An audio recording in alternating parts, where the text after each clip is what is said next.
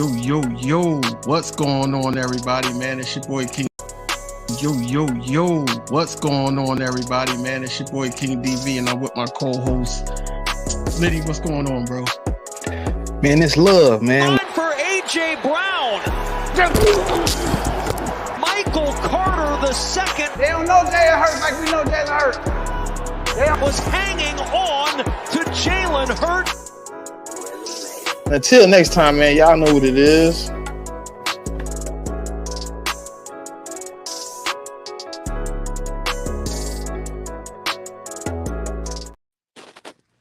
Yo. What's going on, everybody, man? It's another episode with Inside the Nest. I'm one of the hosts on this show, King DV, with my co-host. What's going on, bro? Chilling, man. Another good Wednesday. We back on schedule. We back on track. You know what I mean? We back. And without further ado, special guest. What's going on, JB? What's going on, guys? What's the topics, bro? We reviewing the offseason. You still breathing, bro? Bro? I'm good. I think I'm delayed. Hold on. Let me turn this off. Is that better? Am I caught up now? Am I sped up now? Yeah, you good. All right. I think I was just behind. I'm not out of breath. I'm good. The intro, I'm good. We want to review the offseason, right? We ain't talked to JB since, right. I think it was right after the Tampa Bay game. I don't think anything had transpired yet. We hadn't acquired Saquon. We didn't have Kellen Moore. We didn't have Big Fan. We didn't have any of these guys. So I just kind of want to, go through the files and just kind of, recollect on what happened and see how JB feel about what's going on, and then we can push forward. Let's rewind just a little bit. You know what I'm saying? 'Cause I want an opinion on a few things that have transpired. I'm with it. Let's go. All right, so I guess we can go with the first acquisition of the offseason, which was Saquon Barkley. I mean, we had Swift last year. All of us in the room were high on what we thought Swift could bring back to the table in year 2, but we moved on and upgraded to Saquon. How have you felt acquiring Saquon Barkley? So first I want to say DeAndre Swift, salute to that guy. He came in, did what was asked of him, performed to the level I felt that I expected him to perform, maybe even overshot it a little bit. He did better than I thought. And appreciated his services. But Saquon is a game changer. Saquon is a one-man wrecking crew. Saquon was the entire Giants offense. And I'm ecstatic that he's in Eagles green. Like, when I saw that, it was almost the same reaction to when we got A.J. Brown. I was like, is this Christmas? Where am I? Like, what's happening? How did this occur? Out of our own division? Like, yeah, ecstatic. That's the first word that came to mind. So, people are upset about the acquisition or whatever. Not saying us, but Giants fans. And after, I don't know if y'all watched the clips that are going around about Saquon and, what happened on Hard Knocks. But I got a different disrespect for the Giants after what, I really listened to. I don't know if it's just me, but I was like, y'all talking about Saquon like he just a run-of-the-mill running back. They was like, oh, who can we just get on the market? Who can we trade for? Who do y'all think is valued at the same prices? I'm like, bro, when was it their general manager? Was his name Shane or something? He said in the clip I saw, he said, yeah, I don't know if 27-year-old running back with the time he's had and the money we'd have to pay him is even really worth it. I paused the video, legit. I had to stop and be like, all right, did I watch the Giants, the same team that they saw? I don't understand how you don't pay literally the only guy on your offense who was doing anything. They ran specific plays that should have been for the quarterback or for a wide receiver. And they're just like, oh, it's okay. Saquon down there somewhere. Let's just get it to him. Let him just run him out the flat, or let's just run him up the egg. Yeah. I'm gonna let you all talk, but I just wanted to say this. I don't know if we're gonna get to it or not, but did you see what AJ said? What he tweeted? Yeah, Arthur yeah. I was Juan is going to that. Look, I was finna play the clip and then run into AJ. You know okay. what I'm Yeah, saying? my bad. I'm not trying to jump the Yeah, gun, but yeah. yeah. No, you good. You good. I gotta cover what AJ said because what he said really made me want. Look, I had them went in the closet and grab my Yeah, old helmet and pads. let Well, me go what's see up, if I AJ? got You a need some pack. help? Yeah. Need some help? Yeah, we can go get this together. Yeah. But nah, go ahead, DV. I'm uploading the clip now. Give me 2 seconds. I know what y'all saying about DeAndre Swift, man. And DeAndre Swift is a likable guy, man. You know, cool guy. You know, around the time when, Chicago did pick him up, I was like, damn. Like, I don't know. I don't know what we gonna do at running back. But then when I said something got to be happening because we just not just gonna let Swift walk. But then we signed Saquon Barkley for the price tag that was likable.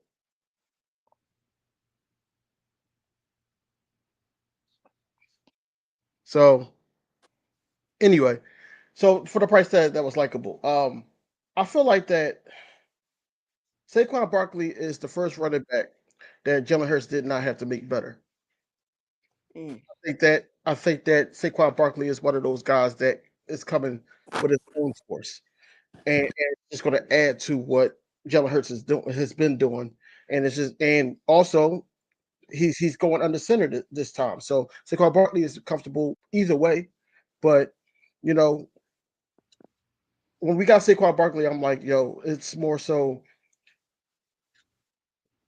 I still can't believe it, man. I was just at the softball game, and he was there with his kids, and I'm like, yo, he's actually like he was there last season. I mean, yeah, last year, and I don't know if it was the year before last, but he's from the Lehigh Valley, and now they said Philadelphia Eagle. He was hyped.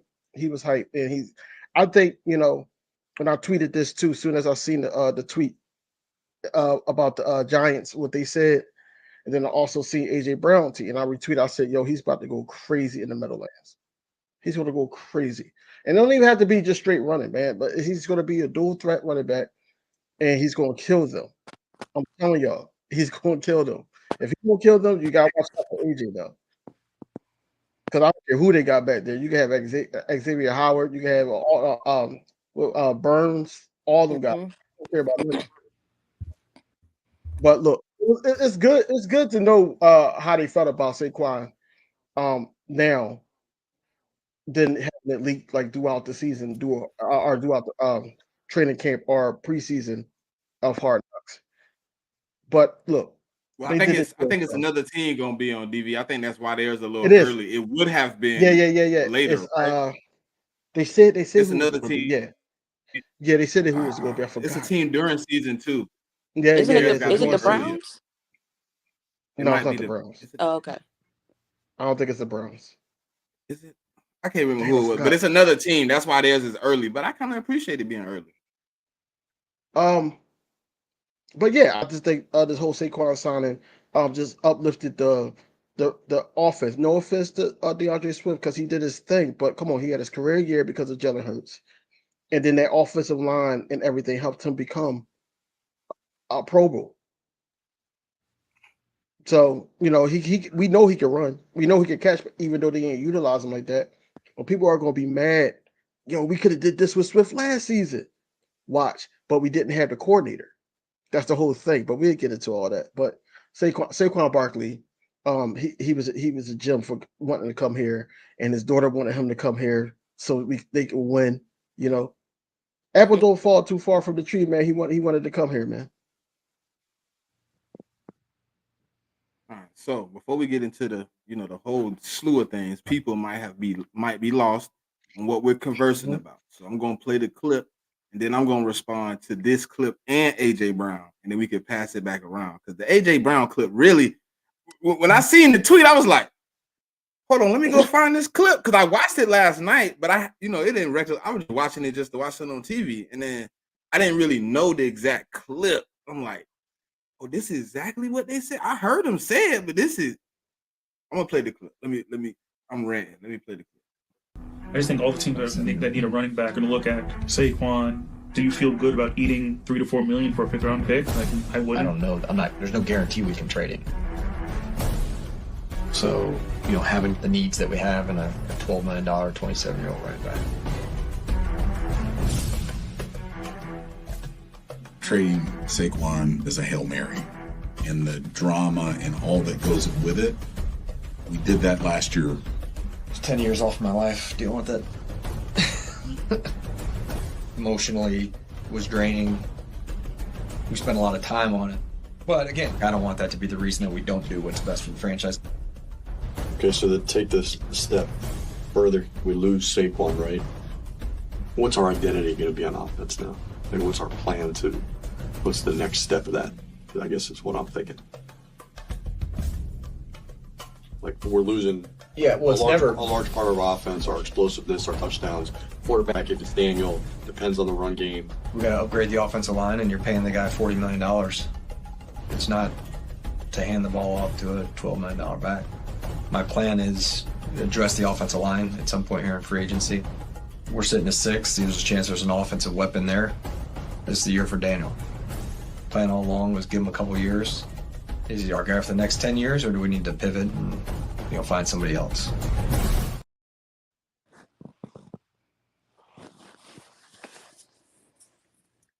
So, all the whole clip is, to me, it's disparaging to hear. You know what I mean? For you to talk about somebody that obviously the second guy said it, as JB pointed out. Saquon was our offense. What's our identity if we get rid of him? What are we doing moving forward? What's the plan? And then he turns around and says Daniel Jones, and we're gonna get a obviously Malik Neighbors at 6. And then it was just like the exchange was like, oh, we could just bring anybody in. We could just throw anybody in the backfield. And as long as the running game is decent, Daniel Jones will be okay. Like, I really feel like, okay, yes, you paid Daniel Jones. He's in the second year of that $40 million. He's already collected 40 of those millions from you one time. He didn't show up on those Sundays. So I just didn't understand how you treat somebody who came in, and outside of maybe 2 seasons, he gave you 100% every snap on every play. But I'm a Philly fan, so that's something that's looked upon highly. We almost drool at the mouth to see somebody come in and fight, and they got that dog, and they don't know when to quit. They don't care if they leg hurt. I want to play football. I want wins, and I want a ring. That's what we know. Even when we didn't have a ring, that was all we talked. That's all we thought about. Is like, man, when we gonna get one? And now you have a guy who's coming in with the same type of mentality and leadership quality.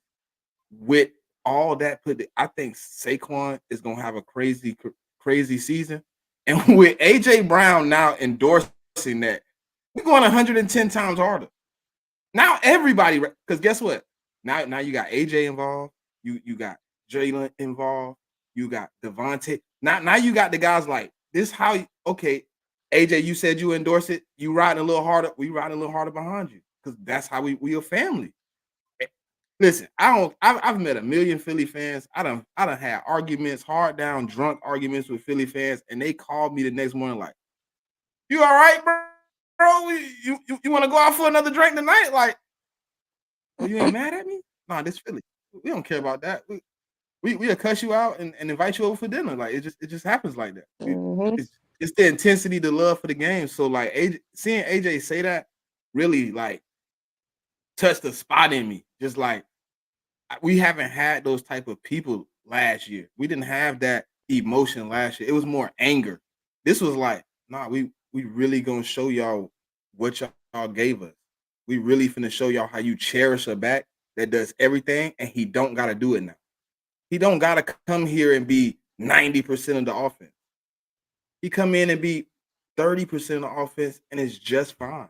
And he puts in just as much of effect as he did for the Giants because we got so much around. He's not just the only guy on offense. You got a Jalen Hurts. You got an offensive line that you haven't ever had in the NFL. That's the key. That's like the top for me. When I was looking at what they said, I'm like, and it's another clip. I couldn't find it, but they talked about us. Like, what if he goes to the Eagles? He's here. They And you talked got to about what deal if with he it came 2 to us. times a year. They talked about what if he came to us, and they talked about getting Swift, like before he went to Chicago or wherever he went. They were like, oh, well, what if we get DeAndre? He's serviceable enough. He can help Daniel enough. He can basically do what Saquon did, or what we would expect Saquon to do if Daniel lives up to his potential that we see in him. To talk about a guy of Saquon's magnitude in the way that they talked about him, you better believe there's a battery in all their backs. And what I know about this Eagles team, especially this group of guys, we play way better when there's a chip on our shoulder, or we feel like we're the underdog or cast aside. Like, that's our sweet spot. So bring it on. I this couldn't have come at a better time. Please release more clips. Be more disrespectful. We love it. Well, they said, Go. if I'm not mistaken, it was a report that came out like right before they dropped the clip. Like the first 2 episodes is them kind of like leaning into the Saquon Barkley effect, like what happened, how they felt. I think it's gonna be another part after he kind of like signed with us and everything, like how they they're gonna have a discussion about that too. It's like, I think the reason the Giants got it is because of the like the Saquon. Like, his name is so big, he gonna sell even though he's not a Giant. Like how the saga went from last year to this year, they threw it back in, because that was the first report I seen. I was like, I wonder how in depth they're gonna go. And the first episode, the first like 5 minutes, they literally talked about Saquon. I'm like, oh, okay, so they going all the way in. So I really want to see. That's kind of what I want to see before DV go. I want to see the reaction of him signing with the Eagles. I think that's gonna be crazy to see inside the office. I don't need to. I seen what I needed to see. I seen what I needed to see. I don't need to see the reaction. The reaction Nah, because was, I want you to say something crazy like, "Oh, he's not going to affect us in Philly." That's what I want to hear. I want the negativity. I don't care. I don't care, bro. I really don't, because at the end of the day, what they said today, or what we saw today, that's all we needed to see, bro. That's all we needed to see. I don't care what they say after that. We sweeping the Giants. We sweeping the Giants. Even if listen, even if the last game of the season, because we played them the last game of the season, even if Kenneth Gainwell, Saquon gonna be like, you better ball out. I don't care. To Kenneth Gainwell, to Tanner McKee, or whoever out there, Kenny Pickett, whoever's gonna be out there, because I know damn well that the starter's not gonna be out there, but we're gonna sweep them. It's crazy to think that the Giants, out of all people, that had their whole offense taken away from them, can talk like that. It's crazy. And I'm not making excuses for them, but it's just insane that Saquon Barkley was their offense. Saquon Barkley was the reason why Daniel Jones was successful. Saquon Barkley was why people was like, all right, well, it's the Giants, but they got Saquon. Now what do you say? You don't say none of that. They got Thibodeau over there. Like I said, they got Brian Burns. They got Xavier McKinney. No, they got got those guys. They don't. No, they don't. Who got McKinney? No. Green Bay got Xavier McKinney played for Green Bay. Nah, they lost that too. They let him walk like he was an old pair of shoes too. So, like, you can't say, the X factor is Saquon anymore. Like, I don't think they understand that. They can't say the X factor is Saquon no more. I've seen Saquon going against a team by himself, and when he scored a touchdown, he's rallying the guys like, oh, next play. As soon as we get back in there, it's right back to work. It's right back to work. I've seen this happen. They didn't gonna have a guy like that. Who's gonna do that? Daniel Jones? Daniel Jones ain't gonna do that. Daniel Jones trip on air. It's not gonna happen. I won't go so far as to say that I think we'll sweep anybody in our division, because it's wonky, right? Like, we always split one with Dallas. You never know what can happen in the division. Do I think it's entirely possible? Yeah. Do I expect us to? Yeah. And if they think we had a giant killer before, we got a giant killer now for sure in Saquon. So he's going to, at least that first game, he's going to get out there and make it do what it do. I'm just excited to see him behind that offensive line and Kellen Moore's offense. That's going to be something to see. Yeah, I personally, don't think there's going to be any room for excuses. I mean, you can't be worse than last in defense like we were last year. You can't be. I don't even know what number we were in offense, but it wasn't good. So like 17, 18, something. I don't know. Anyway, Kellen Moore is going. Yeah, yeah. I'm excited. That's all I'll say is I'm excited. Well, you was just talking about Kellen Moore, so I was kind of headed there next, anyways. That's kind of the next acquisition of the offseason. We bring in Kellen Moore and Vic Fangio to replace Brian Johnson and Sean Desai. Obviously, two vets. Which the last time you was here, we kind of had, the discussion of we kind of expected to be a little bit off because it was first year, coordinators, but we didn't expect it to be that. Well, you kind of did say you expected a little bit before it happened compared to me. How do you feel now with Kellen Moore coming in and taking reins of the offense? Are you asking me? Yeah.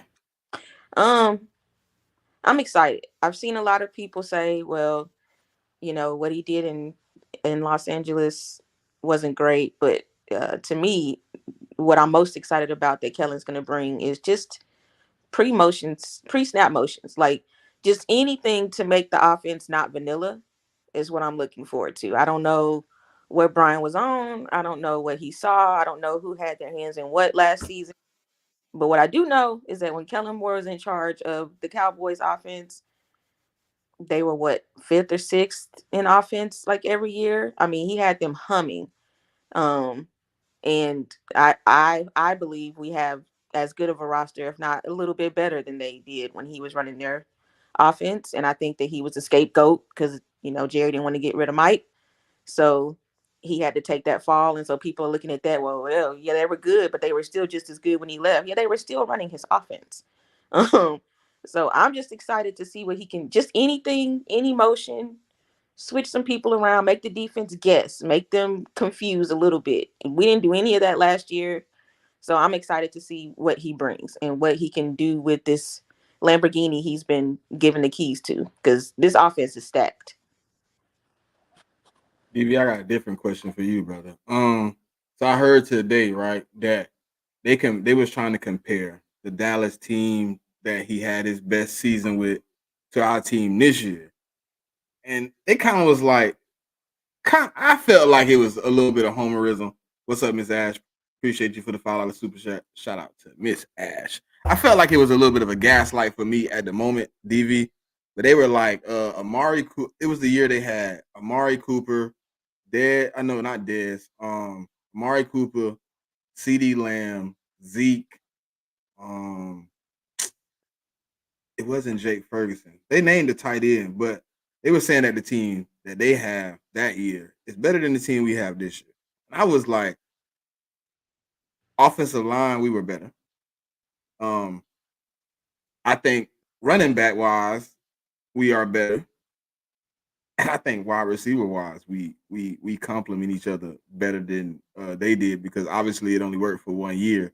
They had to move a dude out. Do you think this team that we have here is Kellen Moore's best team, and why?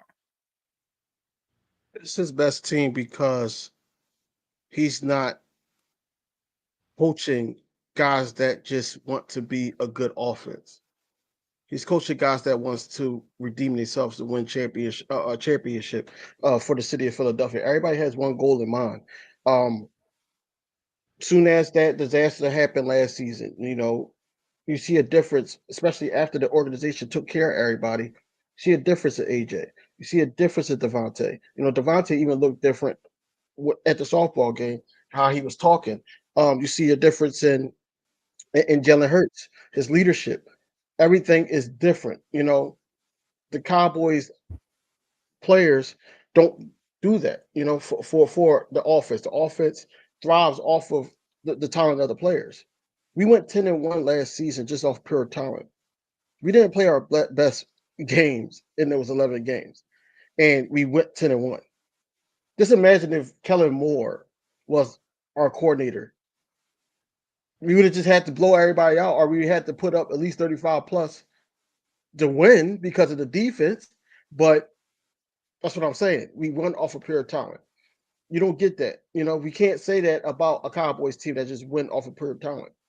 Why? Because of a Dakota Prescott.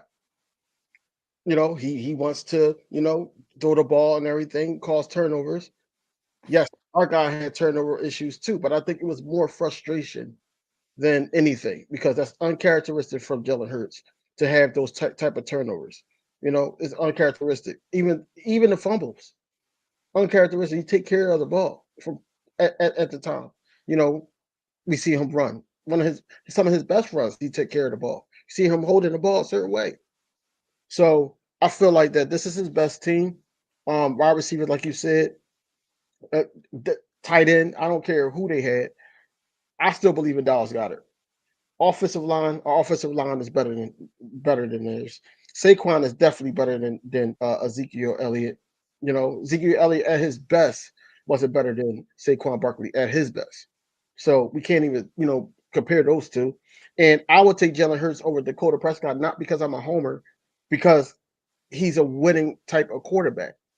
We can't say that about Dak Prescott. Dak Prescott put his team in positions to lose. So that's why I say this is his best offense. JB? I won't say it's the best offense. I will say that it's the best poised to win offense. So I think I agree with DV, and like, if we're not better than, we're comparable to every piece they had in Kellen Moore's best days at Dallas. Couple of positions I think were better. I'm nervous about Jason being gone just because I need to see, how the center, I forget his name, but how he's gonna perform. Just that, just that whole handoff, just the feel of each other. I just need to see how that looks. But outside of that, I'm confident in our offensive line. I'm confident in everything we have going on, and I'm a huge believer in Dallas Goedert. He got hurt, he came back and still performed and did what he needed to do. He contributed. So yeah, I agree with DV. I don't know if I say we're better, but I do think that all things considered, it all equals out in the wash. And so I'm excited to see what we can do. And I do think he made a very poignant statement. Jalen Hurts is a winning quarterback. Some guys just have that factor. And you can see that Dakota Rain, he would like to win. But what he would like more is to be like his owner. I just want to be seen. I want my money. I'm doing enough to get us on TV, primetime games, and get us all this attention. But when the rubber meets the road, only one of them elevates their team and gets them where they need to go, no matter what. And like DB said, Dak, he'll put you in positions to lose. He will. He does it every time. I'll say, if y'all want to say we comparable, I agree. But there's a factor that y'all are talking about right now that makes me put us over the top. The dynamic ability of Jalen. Like, yeah, Dak might do some things, whatever people might say, oh yeah, Dak got 4,000 yards passing. But when it comes to them legs, they never been close. Even when he was using his leg, it was never close. Like, I feel like a lot of what Jalen does is sometimes just pure talent. But we watch where he developed his other skills, his passing ability, his ability to read defenses, things that, like, it's never been a moment in a game that was close where Jalen was like, oh, put the game away with like some bullshit. Like the Seattle game, people would be like, oh, that was, bro, we was never really in that game. We was never rolling. We never had an offensive momentum. Jalen was just trying to get something going at the end of the game where we kind of was gonna lose anyways. But let me try something. Like, it ain't really working. We ain't really had, but like a game where everybody's playing ball, I haven't ever seen Jalen go down and do some bonehead stuff. Like, I've literally seen Dallas in shootouts come down to the last possession. Everybody like, oh, Dak going down, and Dak go right out there, and sometimes on the first play, and just kill the whole drive with a pick. And it's like, was you really out there to win, or did you just go out there to be like, I tried? And then he get, it's like when I see Jalen on the field, it's never a moment where I'm like, man, we might not have this one, bro. It might be over with. I'm always like, oh, we down 3? Man, get Jalen the ball back. Like, we got an opportunity. So, like, that's what kind of turned the tide for me. Like, Jalen got the ability to, boom, everybody's great. Everybody's good. Everybody's calm. It's no hot. Jalen's like, hey, look, we're going to go get it. And Jalen go get it either way. He'll use his arm if he need to. In crunch situation, Buffalo Bills game, DVU was just talking about it. Third and 14. He roll out. Alameda. I'm gonna trust you with it. Back of the end zone, I'm trusting you because Jalen just is like, hey, look, we're gonna win this game. I don't mean to interrupt you, but I just gotta say my favorite thing from that game. BG said, was it that game? We said, you don't know Jalen Hurts like I know Jalen. You see it in the intro. But he said, you don't know Jalen Hurts like I know Jalen Hurts. And hey. Hey, Jigga. That's why I'm smiling so hard, man. Hey, Jigga. The biggest game of Jalen Hurts' career so far, the Super Bowl. He went 31 for 49, and he had one of the best Super Bowl performances by a quarterback ever. So you saying that, if he's RPOing and everything like that, he's the second best quarterback. That's a part of his game, period. But what we try to do is elevate that. We're trying to elevate that. We know he can do it. He just got to be comfortable doing it. And I do agree with your second comment that Kellen Moore has to put him in positions to be comfortable, or Doug Nussmeier has to put him in positions to be comfortable making those type of throws and everything like that. Like I said, if he becomes a surgeon on that field, the league is in trouble. League is in trouble if he becomes a surgeon. Not just pass it down the field, but if he becomes a surgeon, just picking teams apart, and he got yards after catch type guys like Anais Smith, Paris Campbell when his younger days or whatever like that, from when he was with the Colts. Even John Ross. If he could get the ball to that third receiver and also include the tight end, like we didn't do majority of the last season.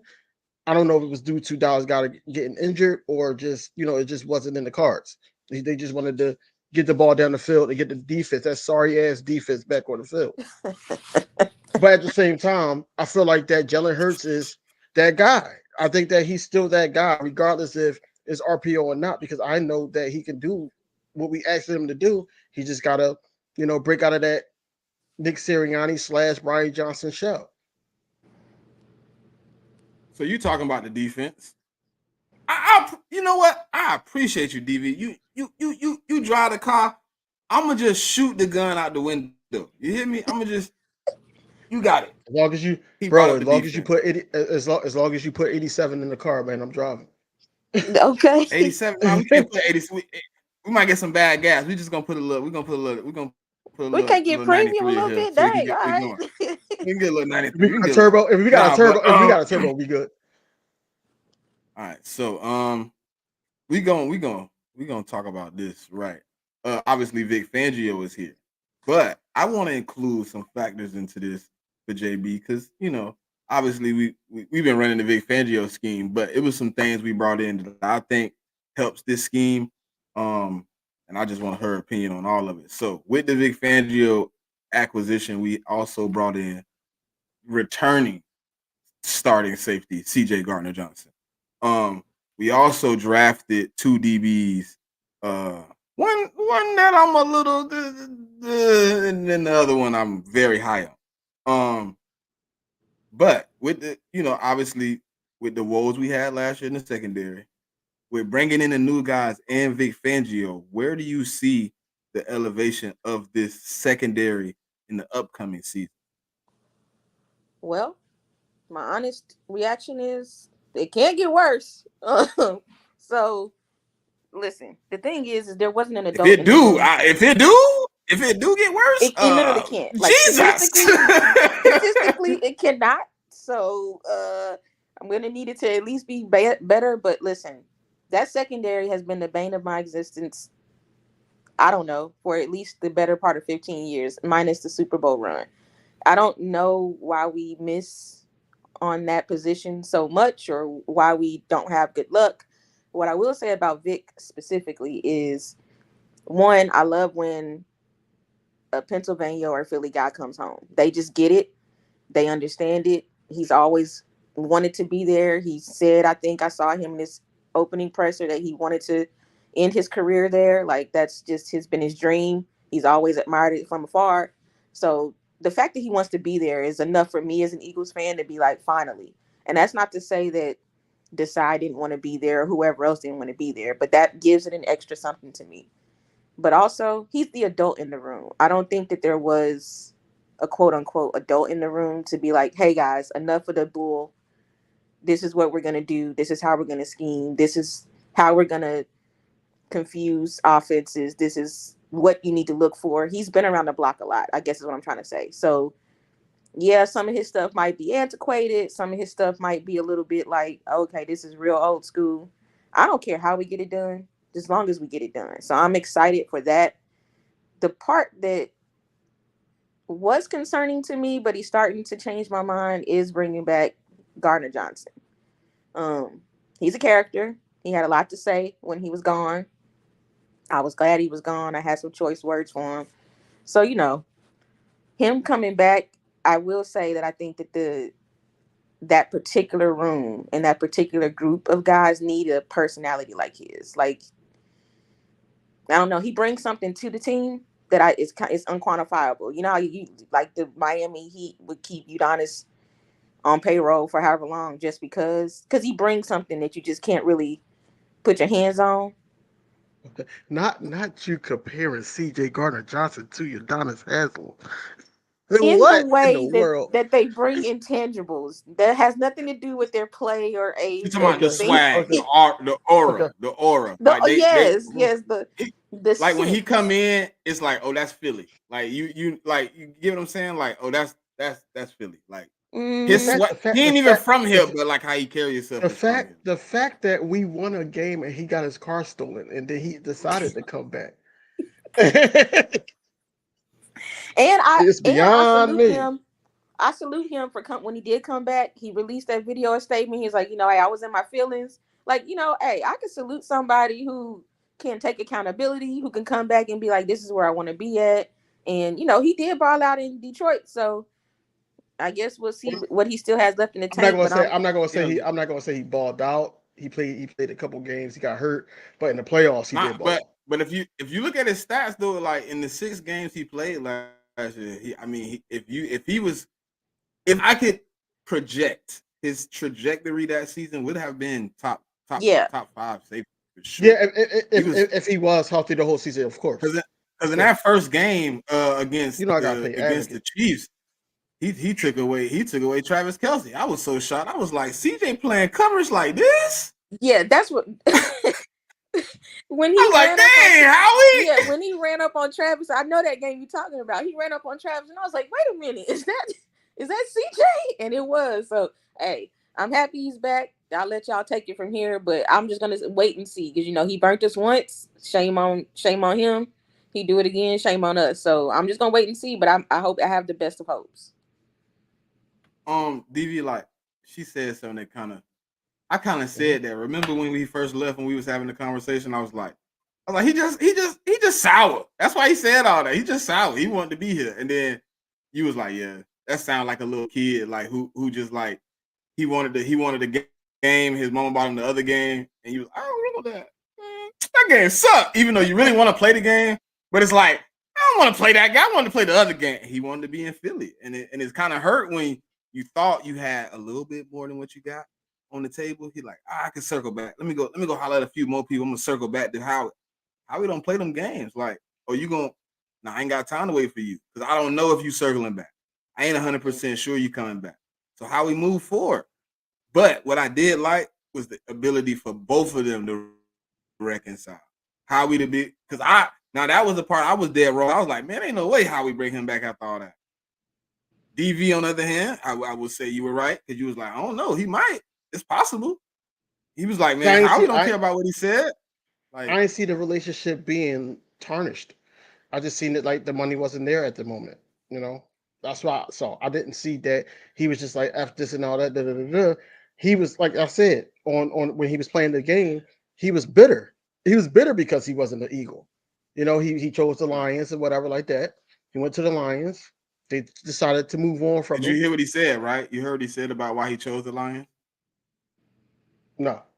He was hoping to play us in the playoffs. Mm. In the little interview he just did, he was like, I only took them because I was hoping to play the Eagles in the playoffs. And he was like, when both of us made the playoffs, he was like, oh, I looked at the schedule. I looked at it. I was like, and Slay said almost the exact same thing. Like, yeah, I want to play Detroit. So I thought it was it might have been a little thing that where it was like, oh, we're going to play each other. This is going to go down. Like, it would have been a movie. Right. That would have been a movie. All I'm saying is CJ Gardner-Johnson wanted to be here. CJ Gardner-Johnson was needed last season because when you have a guy like Kevin Byard coming in doing player only meetups, when you got a Slay, Hassan Reddick, Josh Sweat, I could keep going. You got all these vets on the team, but they not stepping up. But Kevin Byard that didn't do licking nothing but one interception against, I guess, the Chiefs. I think he had an interception against the Chiefs. And besides that, he didn't do anything. But you're sitting up there saying, "Oh, we need to get together without the coaches or whatever like that." I already knew the defense was smoked. Defense was smoked after that. Because I'm sitting here like we got Matt Patricia. You got Sean Desai. Sean Desai, we was giving him high praises at the beginning of the season because he would always come back. He would always come back and basically in the second half shut down stuff. Now it's like, you know, you switch roles now. Matt Patricia is just like, all right, F it. You know, go out there, play. It was Matt Patricia that had the easiest part of the schedule. Easiest part of that damn schedule. And you decide to put James Trashberry on an island because you thought that he was capable of doing that on rookies. And he got burnt. Not non-tackling and all that. And then y'all talking about he's going to go to. I know I'm on a tangent right now, but safety is not the position for him. The position for him is Wawa. He need to be working at Wawa. Here's why. He needs to be working at Wawa. No, he can't work at Wawa. Bro, the food at Wawa and the service is too good. He can't do that. I never said that he's gonna be making. I never said he's gonna be making food. He's a stock boy. I don't even want him to do that. He might stock it wrong. He can handle that tax. Whatever he do, he need to earn a check and pay me my money back. He owes us all. Every last Eagles fan. James Bradbury is horrible, but it is rumors. It is rumors that the Jaguars is kind of interested. So stay tuned for that. Hey, Jaguar. JB made me think of something, right? And I hadn't thought about it like this. She said Vic Fangio is the grown person, is the adult in the room. And don't ask me how this added up, but my math really did some math.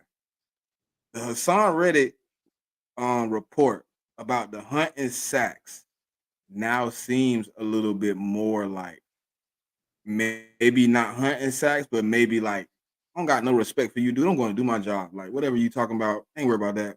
Hey, look, let's go get the quarterback, man. We ain't worried about him. Like, because there's no adult in the room, things like that fly. And now, Hassan Reddick got probably more people that's looking up to him in that room than they were Sean Desai at that moment, more than they were Matt Patricia at that moment. Now you got the whole D line, and when you look at it, DV, man, we was looking at it. I sent you the thing from Philly Film Room, where dude was like showing like it was JB. It was literally times where these dudes would take off, and you could tell they didn't know where they was going because they end up hitting each other trying to get to the quarterback. Jalen Carter and Hassan Reddick in the same hole. It's like that's not effective, obviously, because that's less room to work. And it's like, now that you said what you said, like there was no adult. Nobody had respect for Sean Desai once he got sent upstairs. They were like, what you talking about? And then Matt Patricia wasn't respected. He was just here just because, and then they were like, "Oh, he's the DC now." Oh yeah, you just here for 6 games. When we lose these or win these 6 games, you're gonna be going to get another job anyway. So we don't care about what you got to say. Send him And and now that it makes sense. packing. Yeah, let's get him out of here. DV, do it feel like that might be possible? I'm just, you know me, I be thinking sometimes. But is it possible now he could have made the D line go rogue with him? I think our D line coach got fired too, didn't he? You talking about Matt Patricia? No, like Hassan Reddick. Remember when they came out to report that he was hunting sacks and he was basically being a problem in the locker room with the coaches. Now, I mean, do you kind of it feel like that?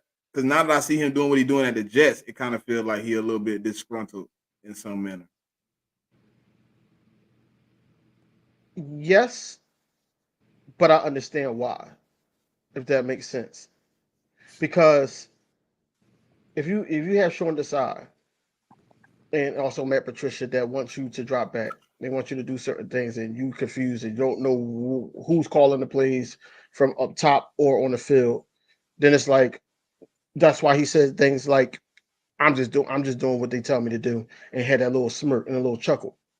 You know what I'm saying? And he did that on live TV. So basically, I feel like he had a right to be frustrated, but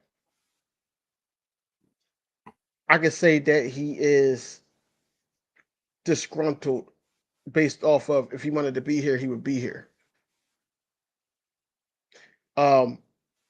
He would be here.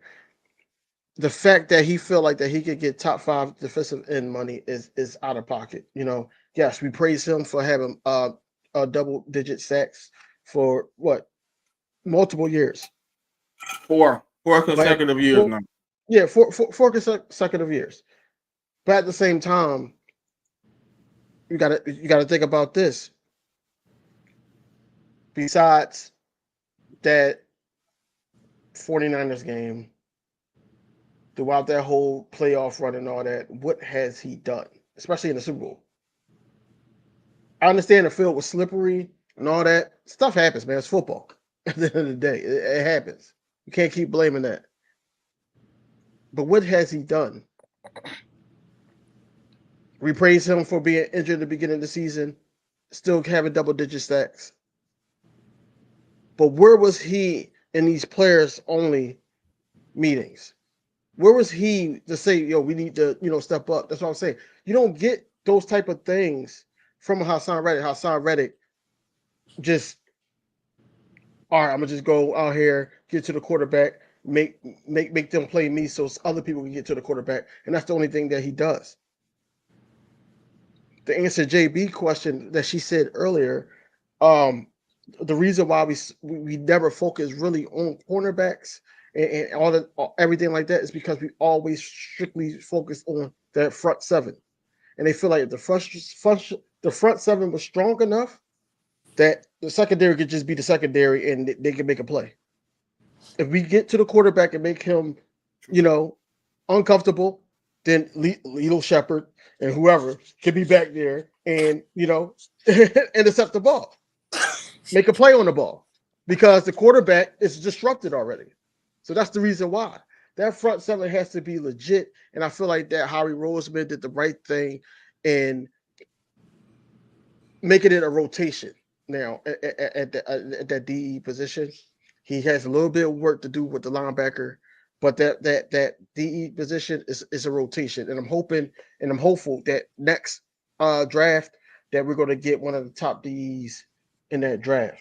If not, we'll probably have to sign somebody else.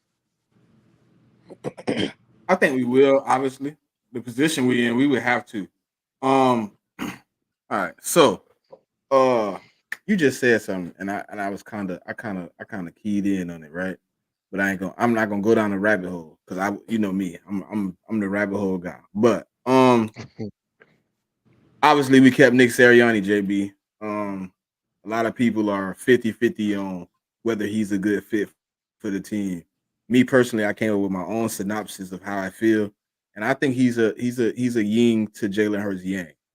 Jalen Hurts is very even keel. He's very he's not too high, not too low. He kind of takes everything in stride. And I know a lot of people don't like the emotional state of Nick Sirianni, but I think like a guy that's very calm like that, seeing your coach fired up, seeing your coach go stand on a hilltop about you, it thrives. It brings something out of you. Even though, like even the Super Bowl moment when he was like, he kind of like slapped his hand down. You could see it was like, man, like chill out, Nick. Like, come on, bro. Like, it's one of those like, I like to see you do it, but not right now. Like, it's cool to do, it's not right. And I just felt like Nick Stan is kind of like just that. I don't know. I think they got a relationship that's undefined. People want to say whatever. Jalen Hurts didn't give the correct answer when they asked about Nick or what. I like Nick Sirianni's energy. I mean, I just like what it brings. Do you feel that it's a good unity to bring Nick Sirianni back, or did you want to move on? I'm not gonna lie to you. If you search my tweets, I definitely was calling for his job 70% of the season. But now that I've had a chance to step back and see everything from a bird's eye view, pun intended, I really feel like at least personality wise, he's a great fit. I'm gonna have to see if he lets the coordinators coordinate. If he just does what we're asking him to do, which is manage the team, manage the media, be the face and manage timeouts. That's all we need you to do, guy. And rah the guys up, be on camera. That's fine. He can do all that because our quarterback isn't doing that, and we need somebody to do it. So I'm fine with him being back. I don't know how I'll feel if we don't make it past first round after this season. Like, if that's the case, I don't care how likable I think he is or how much of a fit he is. He's gonna have to go because that just is unacceptable to me. But for now, I'm cool with it. As that's kind of where I was at. Like, I be looking at all the players that he done, and they all be trying to get to Philly.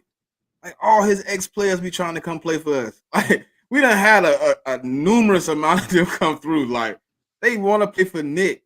And I have seen him give the reins up, JB. I watched him 1 year, but I know his respect for Shane Steichen is on a whole nother level. They still talk. They still have conversations at night about Shane Steichen getting better and Sirianni getting better like brothers. So I understand the relationship there. So I'm hoping him and Kellen can get that same type of rapport. DV, do you see that as a possibility, as him and Kellen having enough respect for each other that they can go into it and he can kind of take his hands off and let him go? I believe so. I believe that that's basically where he's at now. Just thinking about the meetup, what could have possibly been said in that meeting. Me and you talked about this. What was that, Sunday? Uh, Nick Sirianni probably, said, "Look, I'm willing to do whatever it takes to, get this team back on track." Um, they already know when he sat up there and gave the rings to Shane Steichen how that turnaround happened, especially halfway through the 2021 season when we finally ran the damn ball, right? And then you go to 2022, and the Jalen Hurts went roll, and then he came back a whole different Jalen Hurts, more focused, and they ran with that, more RPOs. Miles Sanders started playing like a running back and not somebody that was just making idiotic decisions from time to time. The offensive line got into place. Everybody was healthy that year. That was a special year. But then it felt like that he did not want, or he didn't feel like Brian Johnson was ready to call a whole offense. He was cool with the quarterback coaching thing in the NFL, but he wasn't ready for the whole package. So he felt like he needed to step in, start sprinkling too damn much salt to make the food taste nasty. So then Nick Sirianni sat up there and thought that was the cook. He was the chef, And Nick Sirianni was that type of dude that you think you could do it, but you can't. You can't do it either. So then it's like, who do you listen to? And this is where Kelsey tried to come in at. This is where probably Mailata, Lane Johnson, people like that. Then Jalen Hurts tried to be vocal, but he was getting overshadowed by the leaders that was there. And that's where people was like, where's Jalen at in this whole scenario? Because right now it don't seem like the Eagles have an identity. We have too much talent at the time, even now, too much talent at the time to not have an identity, and that starts with the head coach. Now, Nick Sirianni, he's a Philadelphia type guy. He's a rah-rah guy. He set up there. Giants fans said Eagles suck, and he's like, yo, we got your whole team. I like that. I like the fact that, even my old intro, when he was nodding his head in the camera, I like that cockiness. I like that, this is what we are. And make them not like us, because they already don't like us, but make them not like us even more. That's Nick Sirianni. But he also needs to have that judgment, like, okay, well, what Kellen is doing is not working, or maybe you should switch it up. Maybe we should call this. I like even when he sat up there and went for 2, and we got the 2. He said, "I know what I'm doing." Even that's Nick Sirianni. He stay in that lane. Don't sit up there and try to call a whole game, and then we sitting up there doing short passes to 45-year-old Julio Jones, thinking that he's gonna get the first down. You know what I'm saying? Or having Quez Watkins block. That drove me crazy, dog. Bro, I used to want to punch my TV so What was the game bad. where we threw it to Julio and like, bro, I can't remember which game it was, but he was in the back of the end zone by the field goal post. Anyway, and he was moving so slow, and literally, I think it was Devontae or somebody was on the right. They weren't open, but they were open for a wide receiver, and we threw it to Julio, and I think he caught. I don't know if he caught. I don't even remember. All I remember was, my point of bringing this up was, there was a play designed for Julio to get the ball in like a touchdown, red zone, need to have it, we got to win this game situation. That's what I knew. I think I tweeted at the time, and I was like, yeah, this team isn't going anywhere. We're not doing anything. If this is the most creative we can be, is throw it to an 80-year-old wide receiver. That's the game where Julio had 2 touchdowns, ain't it? Yeah, it was. That's what I'm saying. He didn't have a bad game, but if that's what we were leaning on to make it happen, was that against the Bucks?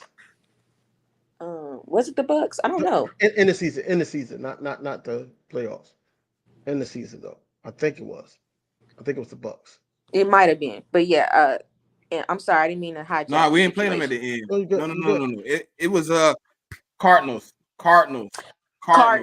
It was the Cardinals. He's right. It was the Cardinals. It was the Cardinals. I know it was a red team. Anyway, I feel like that Jalen Hurts and Nick Sirianni, that relationship needs to grow and not stay stagnant like it did for the past 2 seasons. I know it worked, but I feel like that Nick Sirianni office is just throw the ball to AJ or Devontae, and if you don't see enough for Jalen Hurts, look, I trust you. That's it. Not making it easy on your quarterback. Not sitting up there allowing your running back to, play. Not coming at Stoutland like, hey, this right guard that you put in, that was your call. Hey, he's not blocking correctly. My quarterback is not like, you need to have these type of conversations. Now, I do agree, and I'm going to go to this too, because I think we're going to break it up. At the softball game, before I got the chance to meet the guy, Devontae Smith, he was at Media Day. He had the media there, and he basically was saying that, just paraphrasing, that Nick Sirianni now can look at everything instead of just trickling in on one thing as an offense. He can look at everything outside looking in, and he can make better judgments that way instead of just, making judgments on one thing and thinking that he could just take over because he's supposedly be an offensive, type of coach, but he's not. He's not. It doesn't work because the league caught up to him. So now you have no choice but to one, trust Kellen more.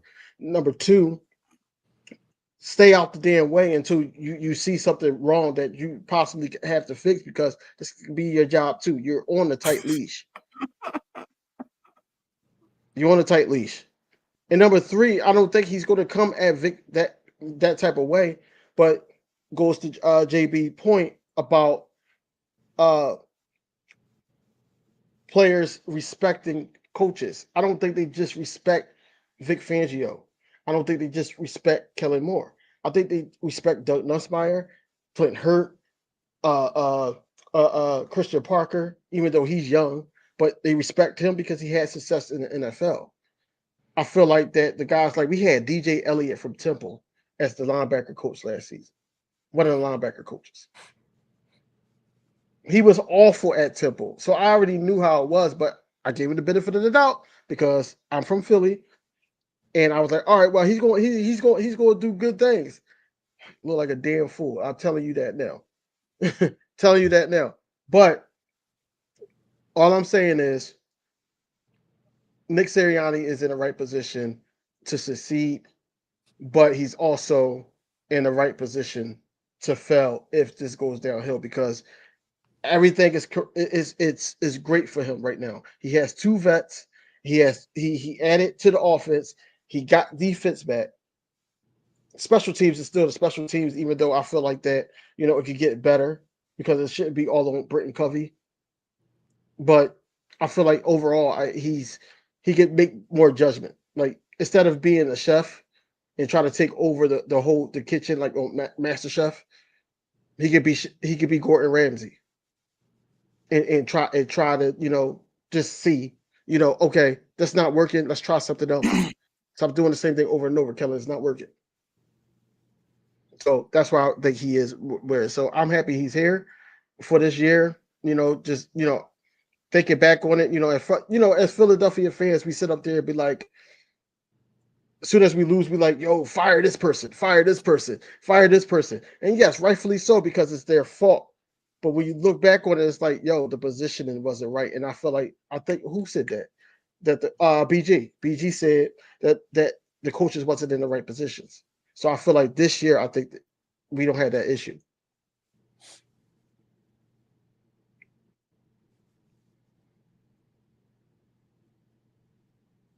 All right. So, not so serious news. Let's get into some, not so serious news. The Kelly Greens were presented. We know now the games that we'll be wearing the Kelly Greens is week 9 against the Jags, Dougie P. And week 17 against the Cowboys. Right here in the, both of these games will be in the link. So far, we are undefeated in the Kelly Greens. How you feel? How you feel about the two teams we playing? And do you think we continue the streak, JB?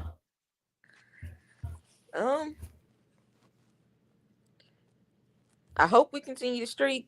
First of all, I feel good about the Kelly Greens. I mean, they're the best, I feel like, colorway in the NFL, maybe in all of sports, honestly. Like, they're just clean, fresh. You're going to look good in them no matter what. I mean, off the street person, on the field, like, they're great. But as far as who we play, I love Dougie P.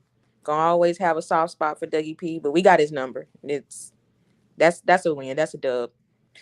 That Dallas game, though, it's always wonky with them. If we win the first one, I don't know if we'll win the second one. And if we lose the first one, I think we'll win the second one. So it really just depends on how the first one goes before I say the streak will continue. But I definitely hope it does. DV, we continue in the streak, bro? Of course we are. Like, look. Ain't scared of no goddamn body. Ain't scared of no damn body. Look, in Jerry World, we're gonna sit up there and beat their ass and talk about the Cowboys. Because I see him trying to troll and everything. I'm not trying to, go that route. He don't want to see me in a one-on-one debate. Number two, I feel like when we get to week 17,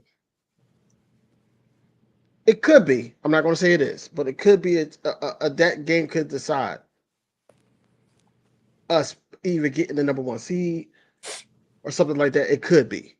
So I feel like that being a home game, I feel like that they're gonna turn up. They're gonna turn up just so week 18, like I said earlier, that them starters is not gonna play week 18, but week 17, they're gonna make sure they get that dub, especially if they could get the number one seed. So I think we can sweep them. I think we can sweep the Cowboys. They in disarray right now. I'm not too worried about them. The Jaguars, I don't want this Jaguars game to start like the last Jaguars game had, and we went down No. 14 nothing.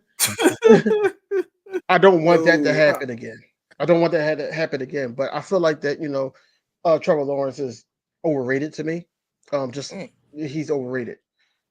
Um, but I think we got the number. So I'm not worried about the Jaguars. But that Cowboys game, I'm most definite. I know that we're gonna win. We're gonna win against them. So I'm not worried about them. So yeah, it's gonna continue, man. We gonna go 2-0 this year or two. Earlier I was looking at some of my uniform combos when I was scrolling. I was just like, oh, I'm gonna just bring this on here. I don't know a team fly than the Eagles, man. I just don't. Bro, I don't know a team fly than when the I see Eagles, this, man. I don't know it. what do y'all think about, like, look, we got the all white, we got the black, we got the Kelly green, of course, we got the midnight green with the white pants. But what if we had like midnight green with the black pants? Ooh, that Or would be what, fire. like, Yeah. yeah, yeah. Um, a lot of people were saying all midnight green. I'm not a fan of that. That's the one I'm a fan of. Is the all midnight green. Really? Yeah, yeah. Yeah. I But I don't know. That mean, all midnight green might be. I'm with both. I ain't gonna lie. I don't think a team it would fly be than tough. us, man. It would be tough. It would be tough, but at the same time, I'm like all green though. Like I'm used to, because I think it's because I'm used to them doing that. But I wouldn't mind the black with the midnight green. I would not mind that at all. That would look crazy. I, That would look I like just we a personally college don't think team. there's any other team. Like I can't even think of one team, and I'm not even trying to be funny or a homer that has better uniforms than like they just don't. Like I don't know. Hmm. All right, so I got two more topics. You know one topic. Well, DV, I just sent you the one topic. I'm gonna get in that one first, and I'm gonna close out with the other topic. I just sent you this one last night. So, according to PFF, the Eagles have the second best offensive line coming into the 2024-2025 season, uh, followed by Atlanta and Dallas, Chicago. I ain't really worried about that. But we was just, it's funny, JB, because the other night we was having a conversation about the next topic. And DV, what did I say? I said there's only one offensive line in the league that I will even say is close to our offensive line, and it's Detroit. So for this to come out after we had that conversation, what, 2 weeks, a week ago? It was a week ago. Like this, I think the list is kind of legit because the only reason we not number one is Jason Kelsey. Mm-hmm. If Jason Kelsey was still on his offensive line, we'd be one. But Cam Jurgens got to show what he got.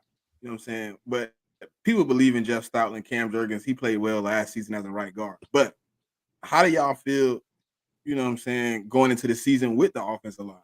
To be honest, like how we feeling? We obviously know 4 out of the 5 spots at this moment. So with that being said, you can insert whoever you would like when you give your feeling on the offensive line at right guard. We obviously know we already know 4 of the starters.